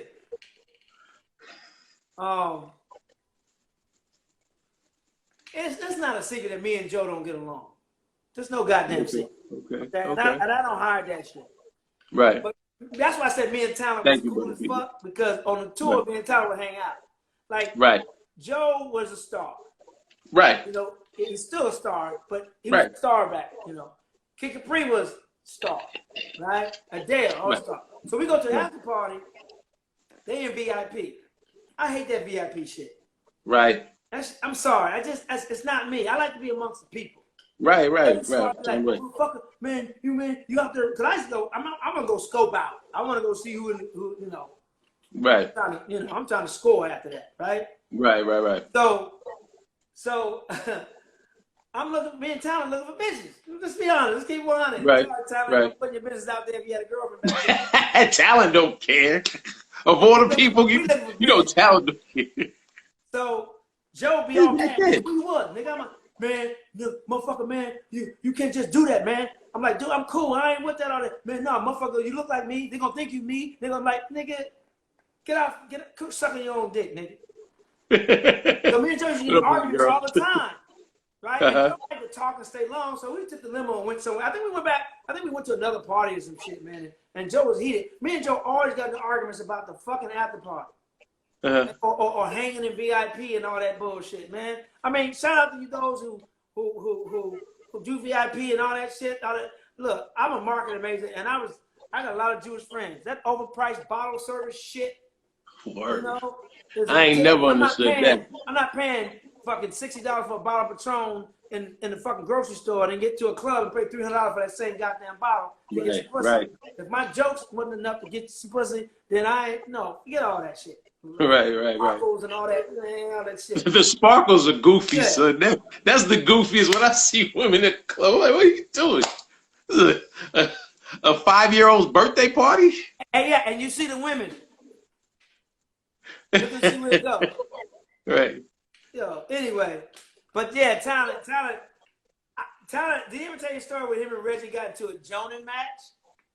Yeah, he told the story. I think when y'all were working on Sunset Park, if I remember correct, y'all were working on Sunset Park, so Talent hadn't been on stage as consistently as he was used to doing. So when he got back on the tour, or when he would go do dates with y'all, Reggie was riding him, and Talent just rolled with it and took it. But then once he was done filming and he got back in his rhythm on the road, he just lit into Reggie. No, well, I don't. That's got some backstory. But what it was, you know, from the hotel to the limo to the airport and the plane, you know, Reggie was throwing, you know, they joning, right? Right. Reggie was, you know, may have run a couple of rounds, right? You know, and no, I think what set Talent off was we had the Def Comedy Jam T-shirt. Okay. Talent wore one. Def Comedy Jam tour as part of his outfit. He did. Yes. He wore the shirt. And yeah, he said. So we're in the limo. He's laughing right now. Coming back or going, and they joning, and Reggie goes, "You got a Def Jam T-shirt on. What are you, a fan?" When I tell you Talent, listen to this motherfucker ass. This nigga beat this nigga ass with jokes like he was Rodney King, nigga. He joned this motherfucker from the fucking ride from the airport to the hotel, in the limo to the show, doing the show backstage, in the limo back to the hotel, the after party. He rode this motherfucker hard, and Reggie got so mad and like they wanted to fight, man. It's like, no, nigga, you lost. Because Reggie had a couple of hot ones. He won a couple of rounds, like like Talent, you know, like a boxing match. Tony was Talent was filling them out. Right. And then when Talent figured this nigga out, this motherfucker was just punch drunk. And he beat the shit out of Reggie with jokes, man. I'm sorry, Reggie. I know you're on here. I ain't gonna say I apologize. No, I mean, if that's the story is what it was, man. You know, shout out to Rodney Perry in the building. I can't see nobody on here, dude. My shit stopped a long time ago. Yeah, Elijah, what up? Yeah, Talent said words 6 a.m. to 6 a.m. Oh man, I'm telling you, man. What up, Dr. Dawson? What up, Michaela? Hey, Michaela, great medical lesson you gave the other day online the other day. Rip, what up? Oh, you fucking diabetics and pre-diabetics, man. You need to follow Dr. Dawson and Dr. Hampton. They got some shit for you. Original Sandbox. Okay. These are my people follow me on my Comedy Kitchen, man. I do my Comedy Kitchen tomorrow. Yeah, that's I was. Look, we have strayed, and I don't know how much time you have because man, we look, I'm in LA, niggas. Okay, what? Hey, in that case, when it runs hold up. I need to pour another. Let me pour another drink. Go ahead. Pour another drink. Get shout outs. Yeah, shout outs to Dr. Marson, Dr. M. Dartson, Original Sandbox. What up? Coach, I see you. Original Sandbox. Y'all make sure Guy does. I think on 2. Oh, Tracy Morgan's on Martin right now, son. Oh, man. It's on BT right now. So you probably were bringing them back to the hotel after this. Hey, that residual check will be like 2 cents. Isn't it funny when you get a residual and it says like 0.03 cents and you're like, y'all could have kept this. Y'all spent more on the stamp. Meldon, what up? The real Jesus. It's Tahar, thanks for I saw you mention it, Jay-Z. James, Talent again, 6 a.m. to 6 a.m. I'm just seeing 6 a.m. to 6 a.m. Oh, okay. All right. My shit's not no more, man. Because we still haven't even touched. We touched the Def Jam tour. Kings of Comedy. How'd you wind up on that when it started with Latham and Cedric and Bernie and I think you said DL? No, okay.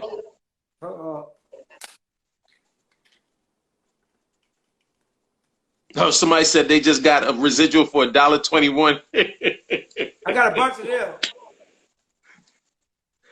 I leave those stacked up till it makes at least $10. I don't put them in because that $1.21 could put me in a motherfucking another tax bracket. Dig it. What's up, Camille? Go follow Camille. Go follow everybody on there. Follow Talent. Follow Camille. Yeah. It's a great podcast and show that we do. I did with her a couple of weeks ago. It was great. Muhammad, St. Louis in the building. What up? He had a question. Muhammad had a question in the last hour. Said I wasn't coming up in the comedy clubs in St. Louis. I remember that question from a while back. Sorry. Oh, okay. But I didn't start comedy in St. Louis. Right, you started out in LA. I wasn't on that scene before I got to LA.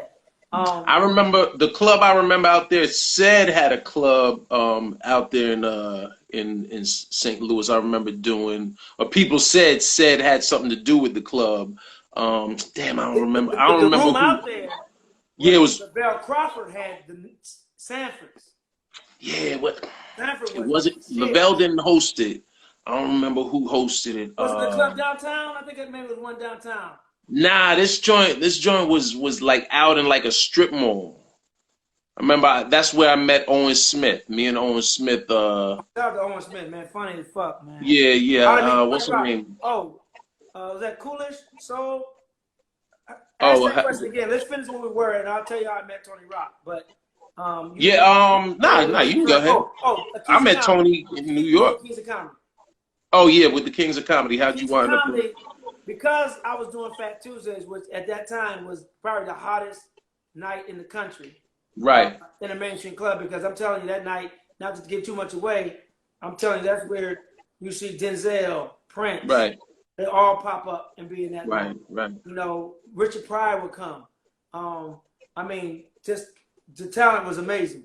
Right.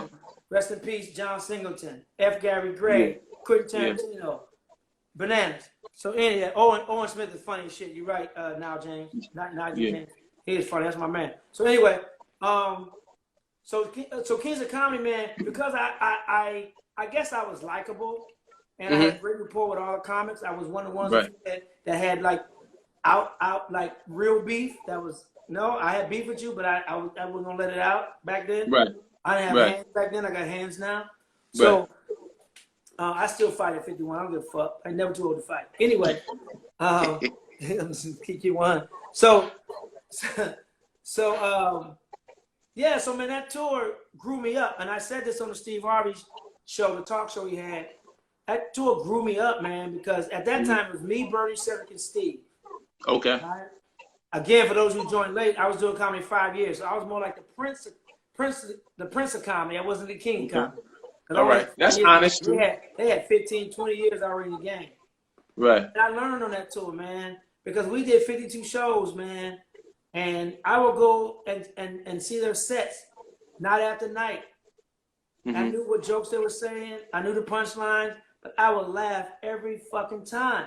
Right. When I joined that tour, Tyson and the guy in July, hell no, not with the new Tyson tapes I saw. Anyway, I got ADD. I'm sorry, so I'm going to go both backwards. So I got ADD. I love a pair of double Ds. But anyway, so I was a comic when I started that tour. Right. I was a comic. And these guys were comedians. Dig it. I was a comic. They were comedians. Right. I was a comic. They were comedians. And I explain that for them. A comic and a comedian. Yeah. And this is not my own. I didn't make this up. I heard it from somebody else. So shout out to whoever originated it. But it helped me so much. What up, Lynn? What's up, Brandon? A comic says funny things. A comedian makes things funny. Right. A comic says funny things. A comedian makes things funny. A comic has jokes. Right. A comedian has a set, and they're transparent, and they let you into the life, and they take you on a ride. They got stories, right? When you leave a comics show, you're going to laugh your ass off. You're going to have fun. But you probably won't remember shit about them other than they were funny. Right. Comedian, you're going to take a piece of them home with you. Yeah. Because they let you into their life. They were vulnerable. They were transparent. And now you've taken a piece of them home with you, so now you grow with them. And as they grow, you grow, because each time you go see them, you take a piece of them, you know. Right. Patrice O'Neal was a comedian. He was, and then let's get it back, because somebody said he called himself a comic. We say that, yes. But in essence, it's time to be a comic and a comedian. And I'll explain that later in a minute. So comedian, you take a piece of that person home with you, and you know their life. So you grow when they grow. You hurt when they hurt. Right. That's a comedian. You let them in. Right. Now there's time to be a comic. You know, like when we're a comic and we do a set 5 to 7 minutes, that's our sample. That's our little our single. Right. To come kind of get a taste of what we like. Come see our full show. Come see the album. Come see the headlining set. Come see the album. That's our story. That's the time to be. That's the time to be a comedian. You tease them with the comic. Yeah. In you. When you showcase for Hollywood or for to do Apollo or Def Jam or Tonight Show, you're gonna be a comic because you ain't got an hour. You don't have time to be a full-fledged comedian. So you gotta hit them. You gotta. That's a quickie. That's a nooner. That's stick that dick in. You better come hurry, bitch, because I ain't got all day. Right. And then when you headliner, make love to that hoe. Make love to that hoe. Make love to that hoe. I'm sorry. Hoe, bitch. Hashtag make love to that. Yeah. But that's when we stick that dick in. That's when you call our name. You don't call our name when we quickie in. Right. Right. But when we make love to you, you gonna call that motherfucking name. Right. You gonna bite that pillow. you may come twice. You gonna shake after you get this dick all up in you. Say it. Say that. I had a great Bible study earlier today. I was like Trump. I went in front of the church and held the Bible. I said prayer. I didn't go in the church. I just held the Bible up. But yeah, so anyway, that's the difference between a comic and a comedian. Either you're gonna fuck or you're gonna make love. Clipper Down in the house. Man, Clipper Down, get off this fucking feed, you goddamn Clipper fan. Who is it? Dude, Clipper Down. He's a fucking all right, I'm gonna be honest with you. I can't be 100. I've been drinking. Fucking loser. Listen, we know. Fucking loser. We used to be cool. I don't fucking Clipper Down no more. No, I used to, Clipper. We used to be cool, man, but you did some corny shit. You did some bullshit, man, and I quit fucking with you. Real talk. So not because you're a Clipper fan, because I got friends who play and friends who are coaches. Your motherfucking ass did some sucker shit. Uh-oh. And I quit. That's why I don't return your phone call or texts no more. See what you did. Shit. You know what you did, Clipper Down. Stop tripping. He did some bullshit. It wasn't no nigga shit. It was some sucker shit that he did. But you know it's funny because it just. And I ain't gonna tell you here. I'm gonna tell you to your face, because I'm that type of nigga. See which way. See. I'm gonna look in your eyes and tell you what you did. See where your soul at, nigga. Sorry. You know it's funny. It's just funny. It's funny. I don't like the Clipper fans, man. I don't care if my mom play for the Clippers. I wouldn't root for her. I hope she lose. I hope she get a triple-double, but I hope the bitch lose. That's how much I hate the Clippers. Yeah, because you just called your mother a bitch. See me. I ain't mad at that. Gold and purple every day, all day. The greatest in the world, but at the moment, this 1942 got me. Yo, we go. For those of you who would have, we're staying. We have still only touched the surface. We're going to go out because we have 1 minute and 14 seconds remaining. Let's go back. Let's come back. And we coming black. Shoot, Godfrey ain't the only one that could stay on live for 5 hours. Hey, them Nigerians can talk. Yes, they can for a very long time. Yo, I'm going out. We'll be right back. I love my man. I love Godfrey. All love to Godfrey, B. We'll be right back, y'all. Come back with us. Please come back. Yes, sir. Both. Hey, we got both. I didn't even take my belt buckle off yet.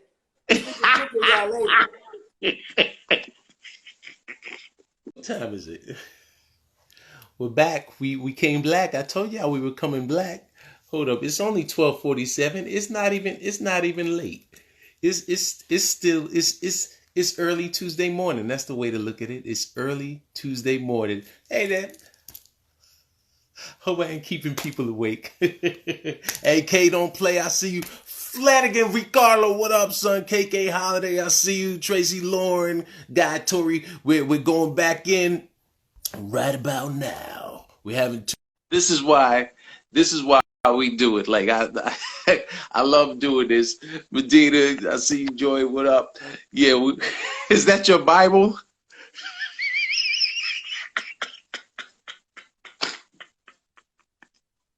Mm-hmm. Today we have the version read by the brother Guy. So, Guy, you know what? Is Guy your birth? Well, before I say that, and I don't know if he's back on yet, but let me Clipper Darrell's on here. Clipper Darrell just came back on. Perfect timing. Clipper Darrell, I want to say I apologize for the cursing, but I meant every word I said. The Lord spoke and said I shouldn't have went in like that. I should have just, I'm not apologizing. I apologize for apologizing because I really didn't mean the apology. I only meant and I'm petty. The shit that I'm mad over with him about is some really petty shit. I'm petty Papa. Lord. I'm petty. J Deep, what up, son? J Deep in the building. But the Lord spoke to me and told me to just not apologize, but to say, hey, I'm petty. To admit that I'm petty. Okay. You got to own that. You got to own your lean into your truth, brother. So back to the Kings of Comedy. No, you're touring with them. God. Okay. Oh, which one you want to go? Kings of Comedy? Well, first the name Guy. Well, Guy is actually my middle name. Okay. Guy is. I'm named after my dad. My name is Robert Guy Torry II, not Junior. Okay. Juniors or trailer trash. I'm the second. I'm more distinguished. Okay.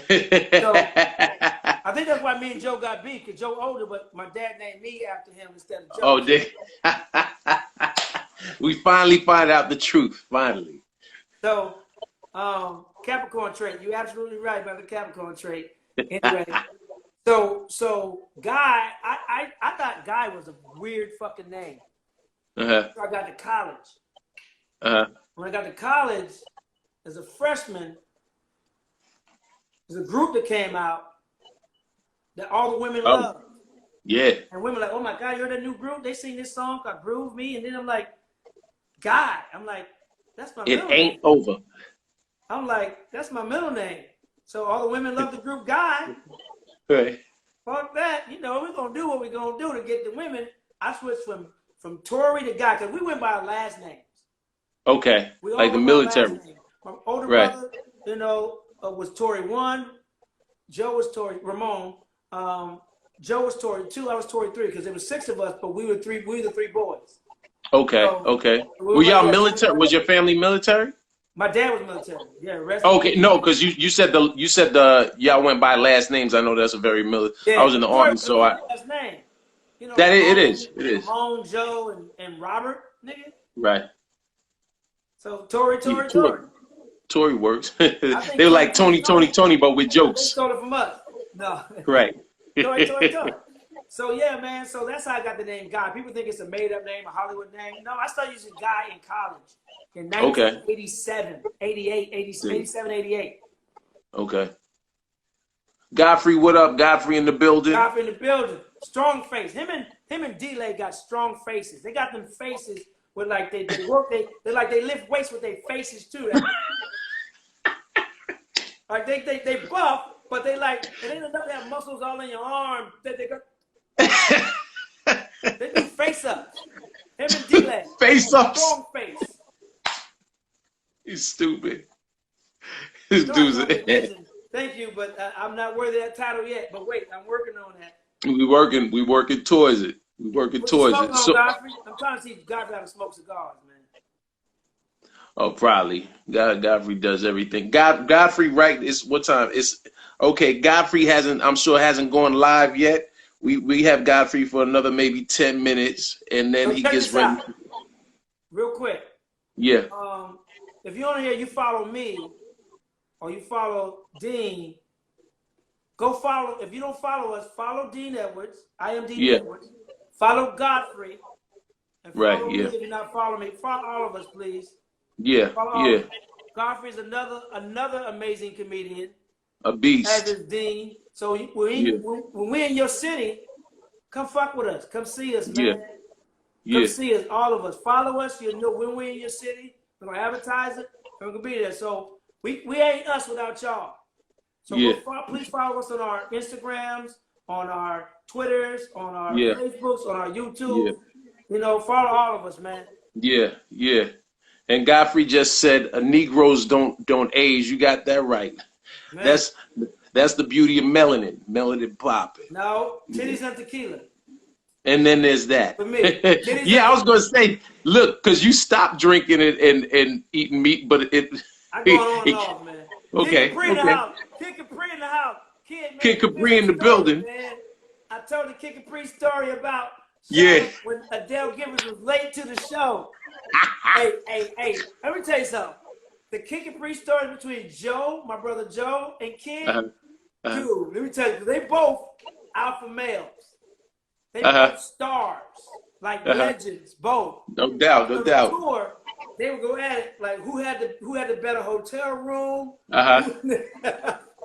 So to watch them two motherfuckers go at it and neither one would back down. Epic. Yeah. But I'm telling you, what made those Dap Comedy Jam tours shows great was Kid Capri starting that shit off, man. Yeah, man. And I'm not just saying that because you on here, because you weren't on here earlier, man. I gave you your props, but yes, he did. Yes, he did. Show. We had this thing. Let me go back to the Regiment Fantasy. No. Right. Real quick. So Kid used to do this thing. We used to be in the wings and on stage. And the wings, y'all, mean off stage to the side, behind the curtain. You couldn't see us, right? Right. And when a comic either we in the green room, we ain't tripping out because we've been on tour, we know the set. So when the crowd going crazy, we're gonna come out and see what they going crazy. You must be real. Right. If we hear crickets, we're gonna come look like what the fuck. Right. So this second show, Regiment Fadden was not killing, right? And Kid used to be still on stage sometimes. And we used to be over there, when somebody bombing, we over there dying. What's up, Blast? Comedian Blast, what's up? We over there dying laughing. And Kid couldn't really show emotion. So Kid would look over at us in the wing and go. Because that's all it takes. That's the silent connection. He's like, this nigga killing. So he'd be over Kid me. And we would die laughing because that's when a comedian would be on stage eating ass, the whole ass. But so Clipper Darrell said, I'm no comedian, I'm an asshole. You're right, I'm an asshole, Clipper Darrell, but I'm a bleached asshole. I'm an asshole, but I'm bleached. Well, fuck it. I love that y'all beefing. He a fake ass sexual entertainer looking motherfucker, man. A grown ass man walk around all day in a goddamn Clipper fucking suit. One half green. He's the fucking Joker, man. Bless child with him. Oh shoot, yo. I live my truth. I ain't mad at that, bro. I ain't Hollywood. What up, Rodney Hubbard? You never have been. Never have been. We appreciate that. Hubbard. I ain't one of these cats in Hollywood, man, that's going to smile on your face and talk shit behind your back. If I don't fuck with you, I don't fuck with you. And Clipper down, I don't fuck with you. These ain't jokes. I don't fuck with you. Period. Let's go on with this interview. Okay. Yes, I am in New York, in Brooklyn, actually. So how did you wind up? What happened with you said you were not a comedian. You left Kings of Comedy. I left it to what, Robert Zapata. What up, man? Very great comedian. Another guy that looks out for other comedians, man. Robert is another dude that's in the game because he love the game and he looks out for all of us. Leon Dixon, what's going on? Leon, what up? No, so I'm tripolar, y'all. So when you see me going in and out of these mood swings, these comedy, these serious, and ready to hit a motherfucker in their mouth, then I'm me, myself, and God, and I don't know which one gonna come the fuck out. So yeah. Carmen, what up? Funny comic right there. Carmen, what up? So anyway, my mans, what's up, my mans? That ain't Clipper Darrell. It's my mans. So my mans. What are we talking about, man? I got ADD. So you're on the Kings of Comedy tour. Oh yeah, I left but you took yourself off. At that time, I wasn't in the club circuit like I am now. Like hitting the improv, the funny bones. I had jokes, but I didn't have an act. I was trying to work a comedian, and I wanted to. I'm a Capricorn, Butterpecan. So I wanted to become like fucking Cedric and Bernie and Steve. I wanted to have So Yeah. so I took myself up to. I announced it. People think I got fired. No, I didn't get fired. I'll post it. I was on Tavis Smiley, BET Tonight, and they had me, Bernie, Cedric, and Steve on there. Bernie called in. He's in Chicago, and me, Steve, and Sid was in the studio, and I announced it there. That I'm leaving the tour, and they were like, "Wow," and I was like, "Man, I wanted to get into." I almost want to say I remember watching that, B.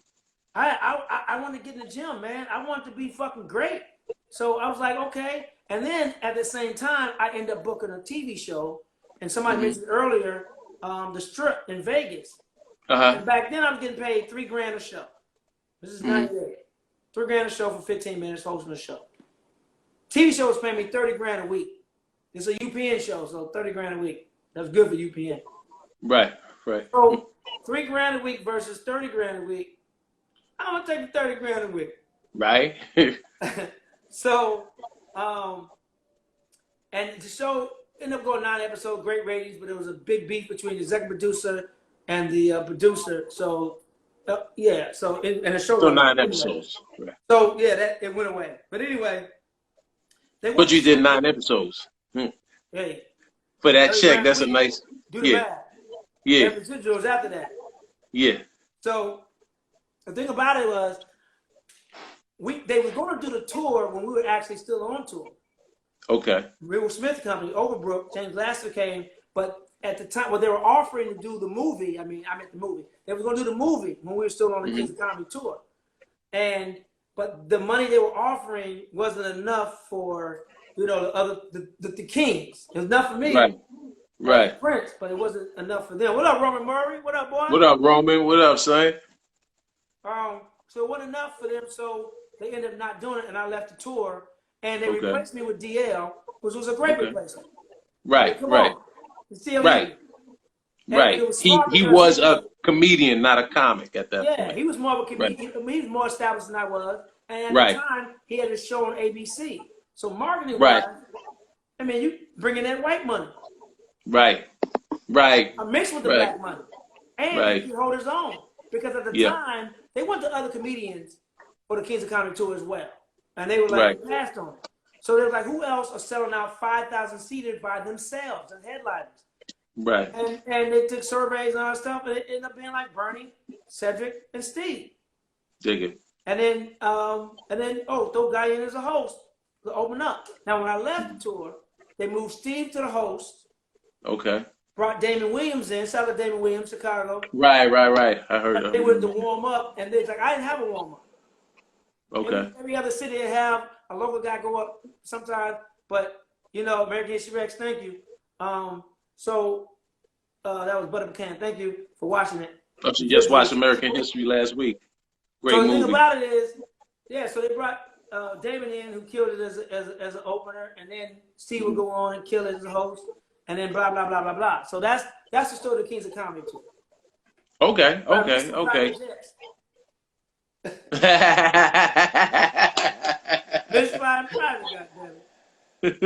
Richard Pryor's show did only 6 social media company, bro. Yeah, real talk. Jay Deep in the building, my man. Since Butter Pecan just brought up American History X, tell us about that experience, because that still holds as a great, that's not just a movie, that was a film. You weren't just, you were acting. EJ Carey, and she very funny. She works with opens, she kills it too. With Andrew Dice Clay. This is a great show. I know who you're talking about. Man, she's funny as hell. So with American History X, when you do that film, because Ed Norton is this cat. Did he win? He won an Oscar, right? Not for that. Won. He got robbed. not for that. For he got robbed for Primal Fear. He should have won with Primal Fear. Right. Okay. Yeah. That's where I finished. No knock on Cuba, but the job Cuba did in Jerry Maguire did not add up to the job Right. And Primal Fear. He was nominated for American History X. He was nominated for American History X, but he didn't win. But he should have won for Primal Fear. And Jerry Maguire was a great movie, but it was time for nigga to win, so they gave it to him. Yeah. Well, also that's where the whole idea of campaigning and American History X wasn't one. Thank you, Governor. It was a big movie, but it wasn't as financially successful as Jerry Maguire was a Well, they people. weren't going up against each other though. Primal Fear was, I think, maybe no, yeah. Jerry Maguire was more successfully money wise than Right. Jerry Maguire because it was Primal Fear up against Jerry Maguire. Right. Right. And yeah, Jerry Maguire made a lot of fucking money. Yeah, man. Yeah. Yeah. And that has something to do with it as well. That's the politics of the industry. That's the nature of. But I'm glad Cuba won. We need more brothers Oscars. Go do it. And I work with Cuba in Pearl Harbor, so I learned a lot from him. Right. Very great. Right. Right. He seems it. But did you? Were you ever? It doesn't seem like you're the type that gets intimidated. Were you intimidated because this was a different type of film for you? I wasn't intimidated by Ed Norton's acting because I didn't know who the fuck he was. I hadn't seen Primal Fear. I think God did it for a reason. Because if I had seen Primal Fear before I did American History, I probably would have been intimidated. Okay. Right? I would have been. But once I got on the set and started working with Ed, I started learning from him because I didn't do acting classes. Right. This is 97 we did this. I'm still new in the game. Basically, right. I'm in 92, and I'm in this film, and they saw me at Fat Tuesdays. I did an audition for it. Dig it. They actually came to see another comedian, saw me, and they gave me the role. But that story will be in the documentary. Okay. So, do without saying names, do we know who that comedian is? One of my favorite comedians. Oh wow! Okay. A legend, absolutely. It's just that at the time, my material, what I was talking about, fit the movie well. Plus, I'm sure I was cheaper. I mean, I was cheaper. This motherfucker was probably going to be half the. See, he probably would have been part of the budget. I was in the budget. Right. That's what you want to be in acting. You want to be a part of the budget rather than being in the budget. When you're part of the budget, they say, okay, our budget's going to be $50 million. That wasn't the budget for that movie. So 10 of that going to be, so 40 million because we're going to give this actor 10 million. But when you're in the budget, like, okay, the budget 50 million, let's squeeze God in there somewhere. So it wasn't that. It wasn't Mark Curry. I'm not going to say who it is until you see the documentary. Right, okay. Fat Tuesday documentary. But I ended up getting the role, man, and that career changed my entire life and career. Because, here's the thing about comedians and doing drama. Every real comedian can do drama. Because in order to be a comedian, we some dark, fucked up, twisted souls on the inside. Y'all don't know that. We put on a great show, and y'all don't really know that. But really fuck with us. We some dark, twisted, fucked up individuals on the inside. We do comedy to bring light to our darker side. What y'all see is who we is our mask. That's why I love the movie Joker so much. Because we the Joker. We that motherfucker that go home and not happy for our standing ovation. We ain't never fucking happy. If you're a real comedian, Roman said was it Stoney Jackson? Hey, Roman, go follow Roman Murray. Roman Murray. Roman's a funny dude, son. St. Louis, that's my homie. He opens for LaVelle a lot, but he's a fucking headliner himself, man. Right. Headliner. And that's and something people should know when you go see Guy, you see myself, you see other headliners. The person that goes on that's featuring for them doesn't necessarily just because they're going on as the feature does not mean they are not a headliner. It might just mean they don't have as many television credits or as many opportunities. But they don't put as much ass in the seat, and it's not because they're not funny. It's because they just don't have the cachet. They don't have the credit to put the ass in the seat. But if they put the ass in the seat, they're gonna deliver a great show. And Roman won those guys. Exactly. I have my contract now. In my contract, what I put in last year, I want to put it back in this year for Miss Pretty Ricky. She's really a headliner. So my contract, I have it to where she has the headline Thursday and Sunday. So I take Sunday, Thursdays off. Oh, that's dope. That's dope. So the clubs can see her, so they can be like, let's bring her back. And that's when I bring a feature on the road, I'm bringing them on there because these club managers don't know about them. And I want to showcase them so they can know about them, and they can work, and they can go on and headline. And, and now they can start headlining. But I want you to see how, you know, funny they are. But when I do that for you as a feature, bring you in a row, you owe me. And what you owe me is, no, you owe me. What you owe me is to bring the next young comic. Do it for somebody else, on the road with you so they can grow. That's all you owe me. You gotta give me your shout outs. You gotta pat me on the back. I don't need no money. It's like when you get in that position to bring another comic on the road with you and let them shine, that's what you owe me, to pay that shit forward. That's all you fucking owe me. And don't cheat the fucking game. And don't cheat fucking comedy. Because people, especially now with people being out of work for 3 months, you go on that fucking stage now, you make sure you're getting their money's worth. A lot of them didn't make a salary in the last 3 months, and they came out to see you. They may get in free, but they still got to bring 2 drinks. They got to buy items. So when you're on stage, you go balls to the wall. I don't give a fuck how you feel. You make the motherfuckers laugh. Period. It all comes down to the show, man. It's about the show. You know, I think it's easy. It's very easy for people to start sniffing their own piss and forget that, you know, you're presenting yourself, you're giving a service, and you're also presenting a gift that God gave you. You know, God blessed you with a gift, and you did everything you could to commit to it when you first started. That's what's always amazing. Everything you did when you first started is easy to forget as you find your certain levels of success, and it's easy to say, I don't need to work as hard. And that's when you work harder, you know. I got my wake-up call. Oh, tell it. I got my wake-up call Grammy Day. This year? This year. Oh, well, talk to me. What happened? That means it's. Oh, yeah, man. Let me tell you. So everybody know I'm a Laker fan, diehard Laker fan. Yeah. I knew Kobe. We ain't boys. I didn't have his phone number, but he used to come to Comedy Night and all that stuff. See Kobe, mad love, always respect. When Kobe passed away, that shit hurt me. Yeah.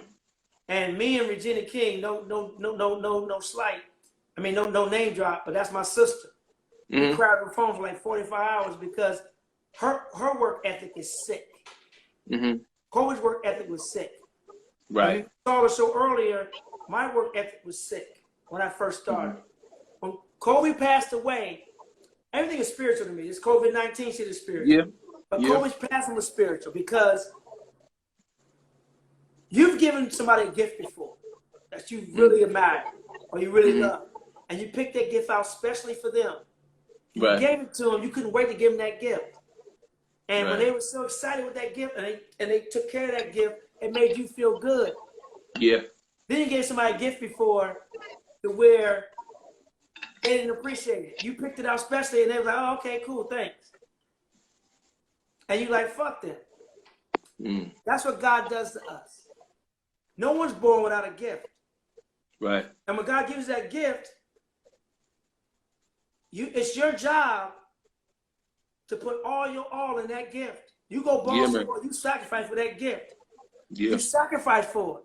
And when Kobe passed away, knowing his work ethic, I had to ask myself, and my mama mentality with my gift, he was willing to sacrifice friends, family, and fans because he loved basketball so much. That's why even haters came out when Kobe passed away. Because they hated him as a person, but they respected his gift. They respected his hustle, playing hurt. Yeah. No excuses. That's what's about comedy earlier. Nigga, you sick, nigga, no excuses. People pay to see you be funny, nigga. Yeah. Go on that stage and be funny. Kobe came to play every game. Jordan, I'm not a Jordan fan, but he the GOAT. But Jordan came to play every fucking game. He left it on the floor. Kobe left it on the floor. So I asked myself, and my mama mentality with my stand-up, and my mama mentality with my acting, with my radio gigs, I had to answer. I wasn't anymore. I used to be, and I slacked off. You get older, you get lax. Kobe never took a game off. I took games off sometimes. And I asked myself, no, nigga, don't do that again. Don't cheat your audience. And so to me, when Kobe passed away, it was like, I had to check myself. Like, nigga, go balls to the wall for your gift because God blessed you with that. Yeah, man. You go balls to the walls with it. And I had to wake up. Right. And that was my silver lining in his passing. His passing, right. And Kobe was a brilliant guy too. He was always a forethought. Because he knew COVID was coming and he knew this fucking shit was happening. He's like, I can get the fuck up out of here. I'm checking out. No. but that's what I took out of Kobe's career, man, that love him and hate him, you respected his grind. Right. Yeah, man. And I think that's pretty much with any. Since he came into the league, I've seen Kobe out in public 5 times his whole career. And I was out in spots. Kobe never came out because he was in the gym. When Kobe practiced, people don't understand. When Kobe would practice, he practiced on his own, right? Practice starts at, what up, T-Sizzle? He would get, if practice started at 10, he'd be in the gym at 6. Right. Practice over at 1, he stayed at 3. Right. Because he don't make his teammates better. Bullshit. Right. If we're on the same team and practice at 10 and over at 1, but I come at 6 and leave at 3, and then you start coming at 6 and leaving at 3, working on your game, does that not make you better? Right. Right. Does that not make you better? He ain't got to be like Jordan and call you an asshole on the court, which Kobe probably did a couple times, but that's making your teammates better. LeBron makes his teammates better. So those are leaders. And the thing I took out of The Last Dance with Michael Jordan, out of the whole series, was 2 phrases he said in episode 8. Winning has a price. Say it again. Winning has a price. Leadership has a price. So call me whatever fuck you want to call me, asshole, you a tyrant, you this, but did we fucking win? Right. Shut the fuck up. If we won, and I pushed you there, I helped get you there, shut the fuck up. Don't say shit to me. Yeah. So get back on the Kobe thing and the grind, man. My regrind has come from Kobe's passing because it's like I wasn't mama mentality. Right. TJ, what up, TJ?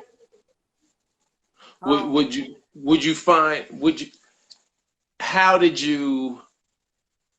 you slack off? Like, would you say it was a long-term slack off or just periodically? Bits and pieces, okay. Man. I mean, even my slack off is a lot of niggas grind. Regular. Right.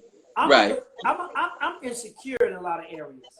Okay. So my biggest pet peeve, my biggest thing is preparation. I'm all about prep. Right. I'm all about prep. When I got my prep, then I can relax and be myself. Like that's the between me and Joe. I wish I had Joe's ego and arrogance, which is not a bad thing because to get on that stage, you're gonna need some type of ego and be a little bit narcissistic. We all have some of that. But you gotta balance that with humility. So I'm so afraid of failing that I prep like a motherfucker. That's why I didn't go to that Janet Jackson party when I was starting out. Because I wanted to work on my jokes and step about that prep. If I had Joe's arrogance, which helps us a lot, ain't no telling where my comedy career would be. But I lack the confidence. Right. So I prep, but when I'm prepped, I'm confident. So it's weird with me. So but I'm never happy with a set. I've never had the perfect set. I've never had the perfect set. I've had great shows before. Yeah. But I'm not a dude that's gonna come off stage and say, I killed, I ripped, I did this. Right. What you fucking supposed to do? Fuck you.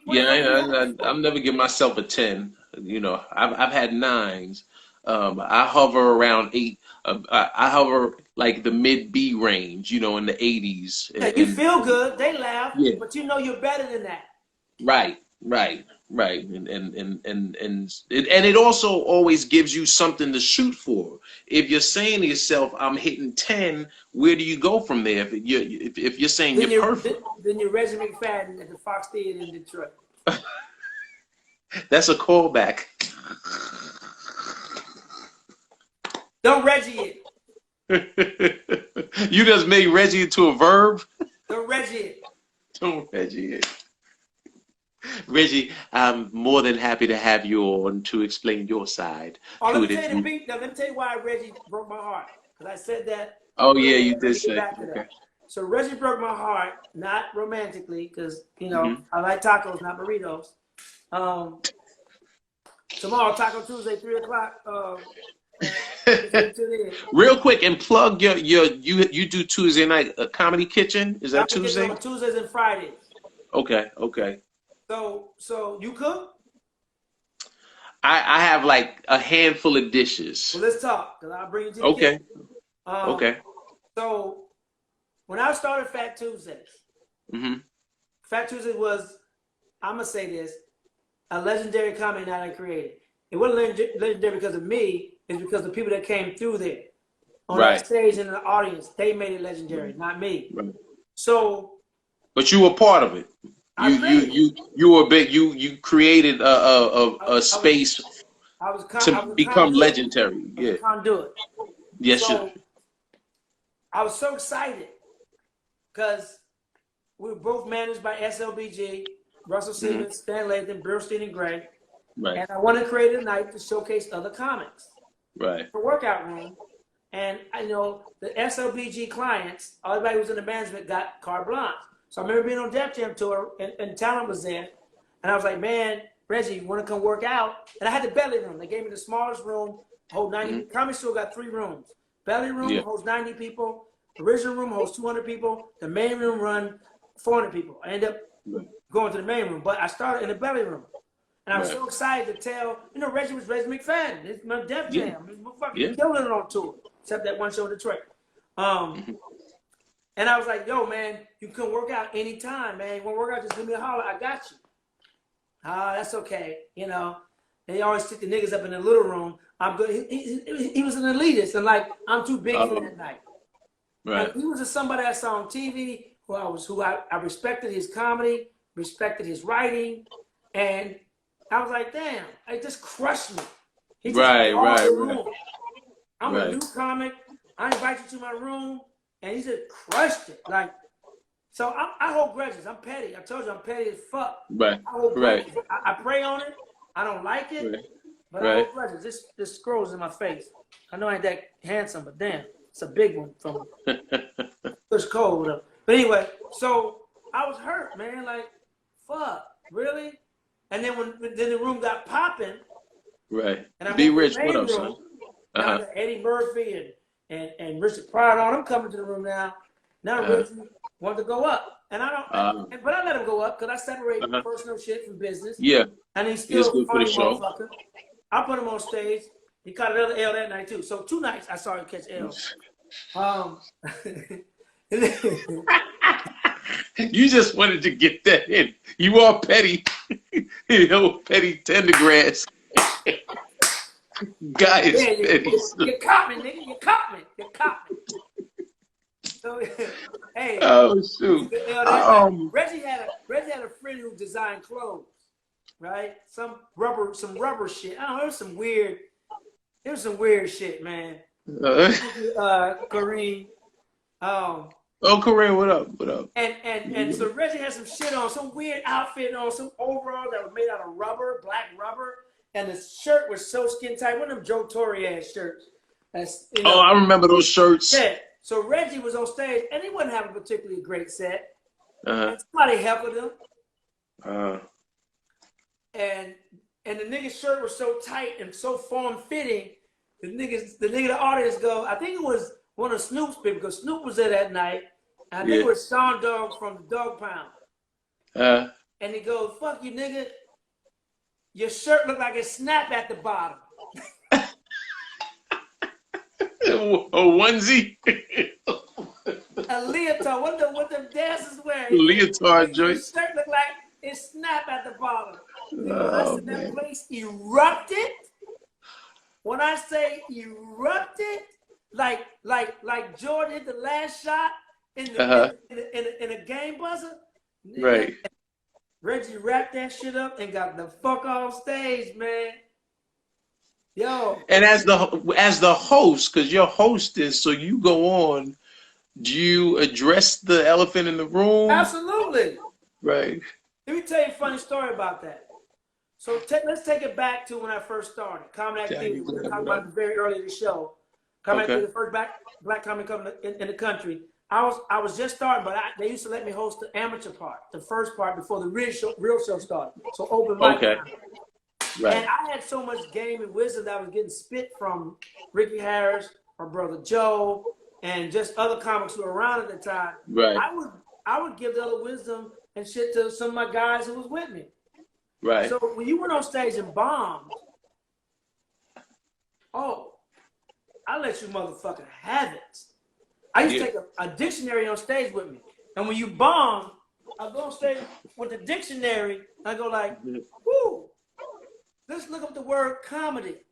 And I would read the definition of comedy. Or the next one, let's look at the word joke, or let's look at the word laugh. And I read the definition.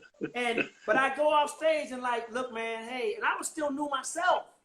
I was still less than a year in the game myself. So I had the audacity to be telling motherfuckers shit, but I had a brother who was on his way to being a legend, and I would just give the wisdom to them too. And I remember doing the show after I'd already kind of made it, and my man Byron Russell, who you saw the Last Dance, Utah Jazz, and Michael Jordan slapped him in the ass when everybody hit that shot in the championship game. He did a private party in his backyard for his wife. And he used to always come to my comedy night. He said, "Guy, man, come do a show for me, private show, man. My wife's birthday. She's a fan of comedy. I want to do a show. It's you and Ruben Studdard. That's a Ruben Studdard that just kind of won American Idol or whatever." Sorry for 2004. Big room. Big room. Ruben was there. I host the show. I brought in Steve Wilson and my man Griff from Atlanta, because I'm like, hey, man, they pay me this amount of money, man. But if y'all want to get down, nigga, I'll split it with y'all. I'm trying to put some money in other niggas' pockets. Right. So Anthony Anderson was there. Anthony Anderson. He had just finished doing a Hot Out Here for a Pimp.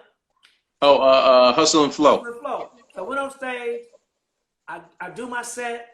Hey, what's up, Ant? What's up, man? We talking. We had done Tripping together. We had already done Life, I believe, at the time. So boo. So, and I knew Anthony. And he said, "Man, you funny as shit, man. You remind me when I first started doing comedy." And I was like, "Nigga, when did you do comedy? I don't remember him doing stand-up." Right. He said, "Nigga, the first time you were there." I said, "Nigga, I was there when?" He said, "The Comedy Act Theater." Oh, wow. He said, "You was hosting." And I went on stage one night. He had some little name. He went up by, and he bombed. But I could see that he had some shit. And he bombed, but he went on stage, kept the mic up front, took the mic out the stand. The mic was right there the whole time. And I remember being in the bathroom after that, and I saw him in the bathroom. And usually niggas don't talk in the bathroom, especially when at the stall together. That's, pause.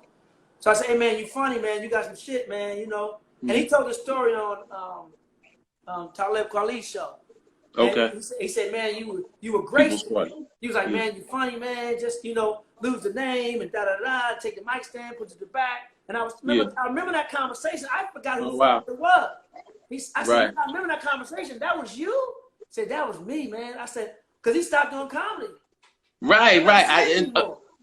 I was today years old when I learned that Anthony was a stand-up, because I just learned that as you said that, because when Royale started doing the mixtape comedy at Gotham, he started Anthony was his co-host. Yeah. And so and he had, at that point we knew him from his television and film appearances.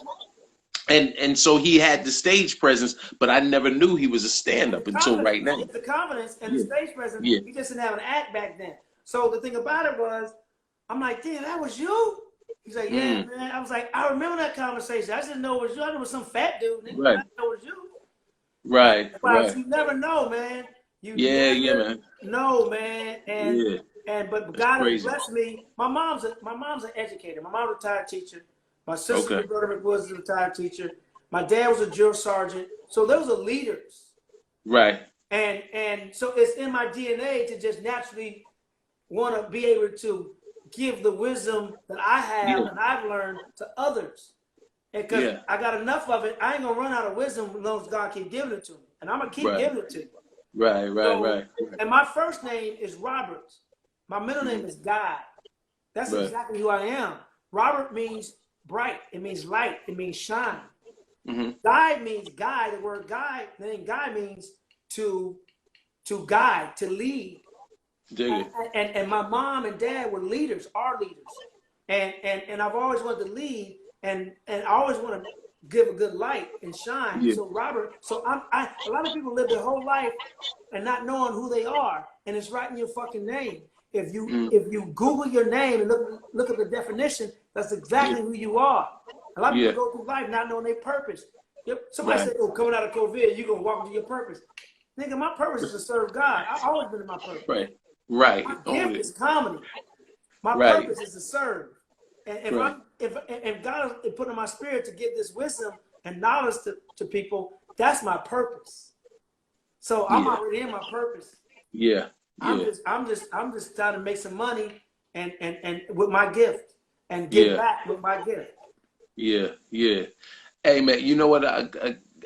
I started off, 2.5 hours ago saying I appreciated you being so generous and giving to me when I first did Def Comedy Jam and you were doing warm-ups. But the one of the main threads that's run through your entire career, which speaks to how many people know you, love you, respect you, has been you've been a conduit, you've been a representation of God, and that you've constantly had an altruistic side to yourself where you're always giving to yourself, not just of yourself on stage, but off stage. You've shared with new comics coming up, comics like even the fact that you took yourself, you were mature enough to say to yourself, you know what, I'm not where I want to be comedically, so I'm going to remove myself. Now I'm getting 30 grand also on this TV show, so that doesn't hurt. But I left the tour before that, and he wanted me to come back, and I didn't come back because of the show. But I left the tour because I wanted to be better, and what made the decision even, more not to come back was the 30 grand show. Right. Rodney Perry just said, "Guy is a nice guy." Like it. When other comics speak highly, when other comics speak highly of you, to me that's the ultimate compliment, because we all, it's a small fraternity of male and female comics. We all know each other or know somebody that knows of you, and to me it speaks a lot that aside from Clipper, I forgot his last name, Clipper Darrell, like I don't think, aside from reading that tonight, I fucked up his middle name, Clipper Coon Darrell. Okay. Aside from that, so I told him I'm tripolar, me, myself, and Guy, and Rodney Perry said it all the time, "Nigga, you the nicest asshole I know." Clipper Coon Darrell. So let's get his name right, Clipper Coon Darrell. Well, that guy, aside from that point, I've never seen anybody speak negatively of you, and that says a lot, man, because you've been doing this since. Have you talked to Joe, my brother? I'm fucking. Every time I talk to Joe, I just don't bring your name up. I make sure not to bring your name up. Don't do it, nigga. Don't do it. Hey, Rodney Hubbard. Rodney Hubbard, my man. Shout out. If you smoke cigars, go follow Rodney Hubbard, man. He makes some great cigars. He made Cedric, the Entertainer cigars, the Entertainer. He has his own line as well. It just froze. Okay. Yeah, make sure you didn't go to the old Wi-Fi.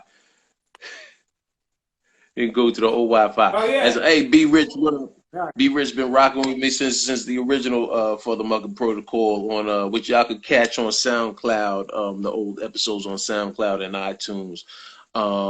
You know what? We have about 15 minutes left. I'm trying to think what happened. Oh, Jill Scott and Maxwell.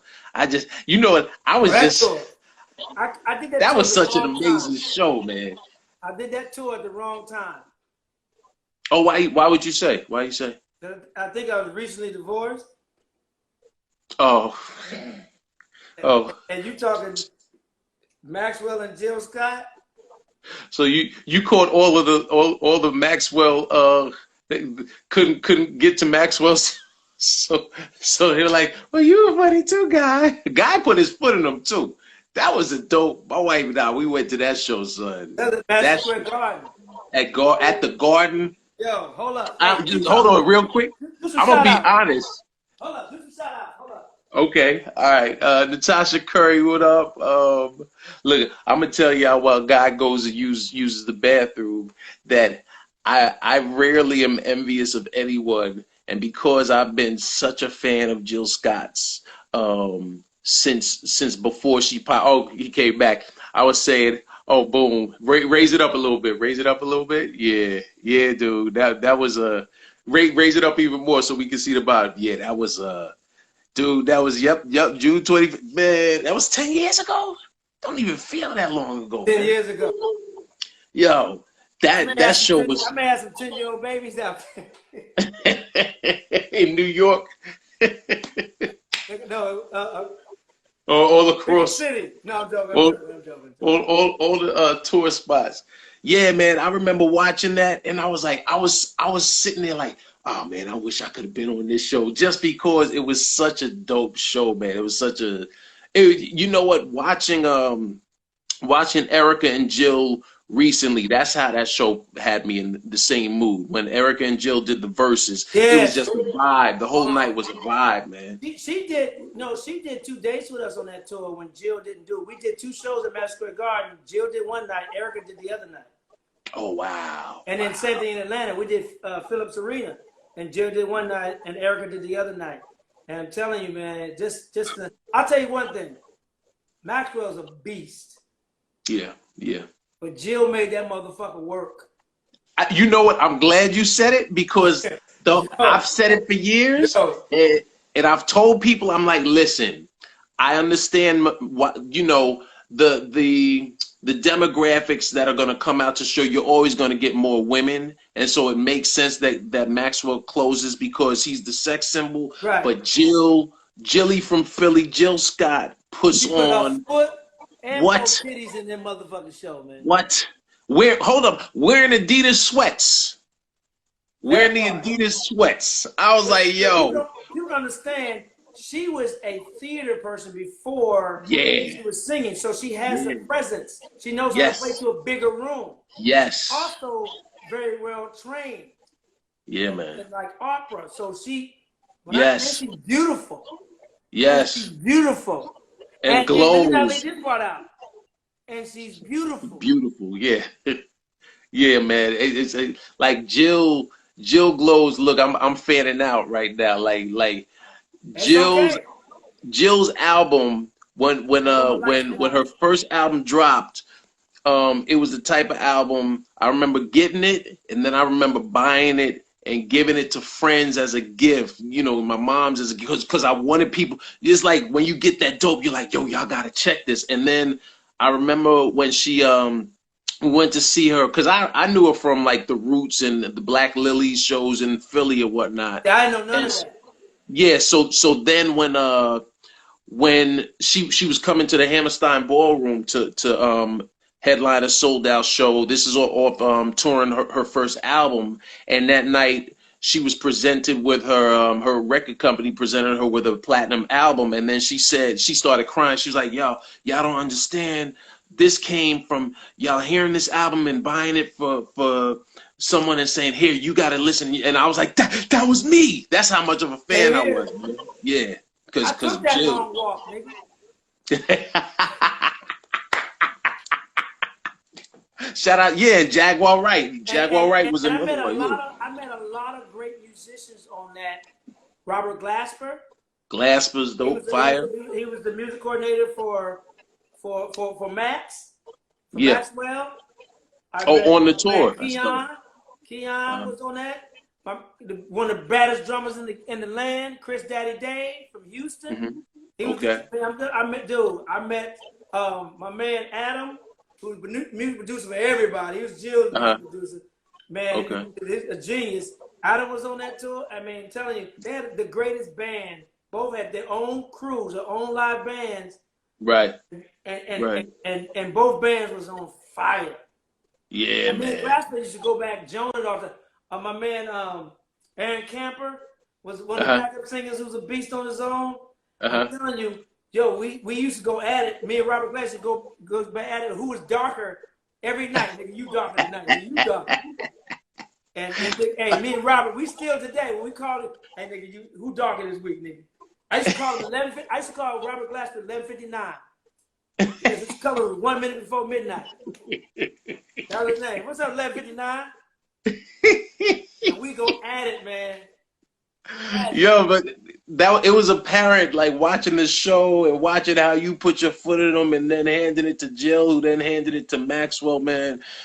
I still remember that show clearly because, like I said, it wasn't just a show; it was a vibe where you just left. You walk out of concert like, what are we gonna do now? It was just exciting. Dude, let me tell you something, man. I felt guilty taking the money. Oh, word. I felt guilty. There was nights because they said you can fly. If you fly, you got to pay for your own flight. You take a tour bus. You can get on the bus with the crew. And I was still Maxwell just got their own bus. So I'm like, the crew.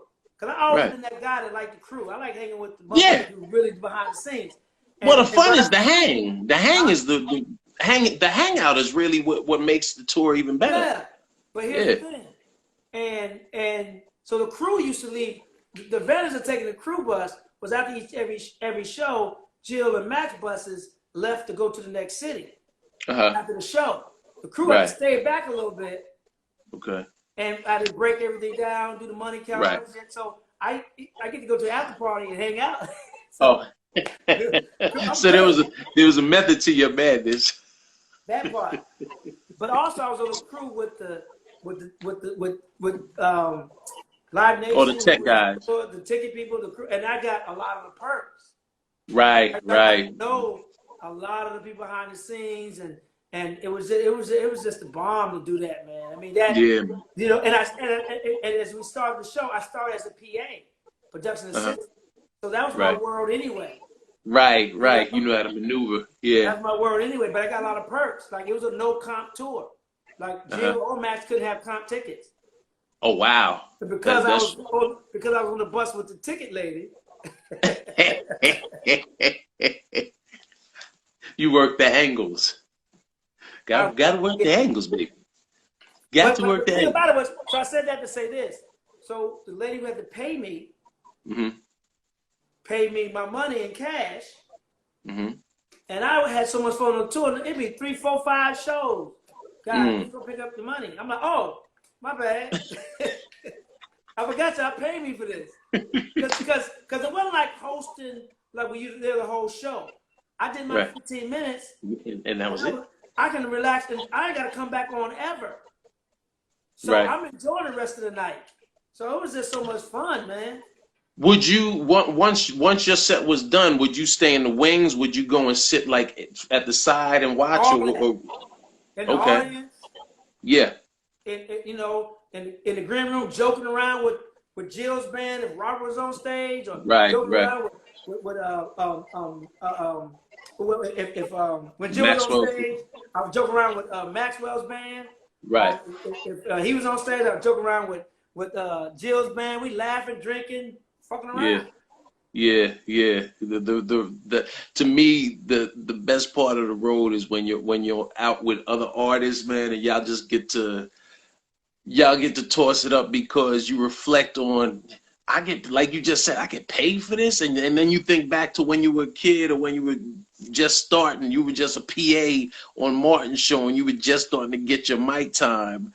And you fast forward to some 20. At that point, it was like what that was 10 years like ago, 20 so 18. I was something. in the 18 game. 18 years. So that was 18 years in. You know, you reflected like, yo, this is, and to me, that's what makes the career dope, man. Like people always set the long-term goal, but I'm like, nah, that's just another beautiful step in the journey, man. You gotta have short-term goals within that long-term goal. Exactly. Short-term realistic goals, and then you have your main goal. The ultimate is to try to be the best at anything you do. But it's those midterm, like when you said earlier in the show, you mentioned crossing over mainstream. My first goal in stand-up was to do Def Comedy Jam. Boom. And I did that. After that, I said I need to do something with Comedy Central. I need to do something, you know. Right. Back then we were calling it crossover back then. I said my next goal was to do something on Comedy Central, stand-up spotlight, or Friday night videos, or something like that. When they were doing comedy on Friday night videos, it was still on back then. So so you got to set those goals, those short-term, realistic short-term goals. But also your ultimate goal is to be the best at whatever the fuck you're trying to do. Or I'm sorry, take it back. The best that you do. I don't believe in trying. I don't believe in. There's no try. Do or do not. Just do it. Fish don't try to swim, and birds don't try to fly. They just fucking do it. Trying is a loser word. That's setting you up to like, well, I tried. That's a fucking cop-out. Got to do it. I did that. Well, Guy, listen, in these last 3 minutes, man, everybody that's on here, if you don't follow Guy Torry, make sure you go follow him. Make sure you check out his show, Comedy Kitchen, on Tuesdays and Friday nights. Fridays, 3 o'clock West Coast time, 6 o'clock, East Coast time. East Coast, okay. Follow my man, IMD Networks. Follow Murray. Follow a talent. Godfrey. Talent Harris. Follow Godfrey comedian, JD, Rodney Perry. Follow Rodney Perry. Follow all of that. All that. Everybody's comedian on here. Go follow us, man. We need y'all. Y'all we know us, man. And these are all guys. These are all guys I'm telling you to follow who don't mail it in. Heart, soul, blood, sweat, and tears on that stage. Follow Dominique was beasting. One of the funniest in the game. I'm gonna say funniest woman. The funniest in the game. One of the funniest. Male or female. Period. Funny. She did the show last week, and yo, for those that are on here, follow Miss Pretty Ricky, MS. Miss Pretty Ricky, RICKI. Follow her. Yeah, make sure next Monday we have my man Russell Peters is gonna be on with me. Russell, man, salute to Russell, man. Salute. He came to Fat Tuesdays back in the day, but Russell's man, solid guy, funny ass comedian. Yeah, man. I'm talking about Russell sells out stadiums. Russell be selling out shows 2 years in advance. Yeah, man. Word. Stadium 2 years in advance. Don't follow Clipper Derrick. That too is called a callback. But anybody watching, if you missed any of them, they're up on my IG. Thank you, my brother keep it fast. Thank you. Yeah, I missed the Tom Jones Show fans, man. I missed not fans, the listeners. I missed the listeners. I hate the listeners. Fans. I missed the listeners. Yeah. Hey, man. Hey. Much love, brother. I love you. I appreciate you. Y'all stay safe out there. Yeah. From COVID and it's fucking. Hey, let me tell you something. That the police officers. Yeah. That murdered George Floyd. Yeah, murdered. That's what it was. Yeah. George Floyd. We got 27 seconds. Yeah. We fighting for justice, man. Fighting for justice. Guy, all love, man. Everybody out there, be safe. Breonna Taylor and also Ahmaud Arbery and everyone else who died at the hands of our law enforcement. Yes, sir. My party shot would be like, fuck Trump. All right, bro. On that.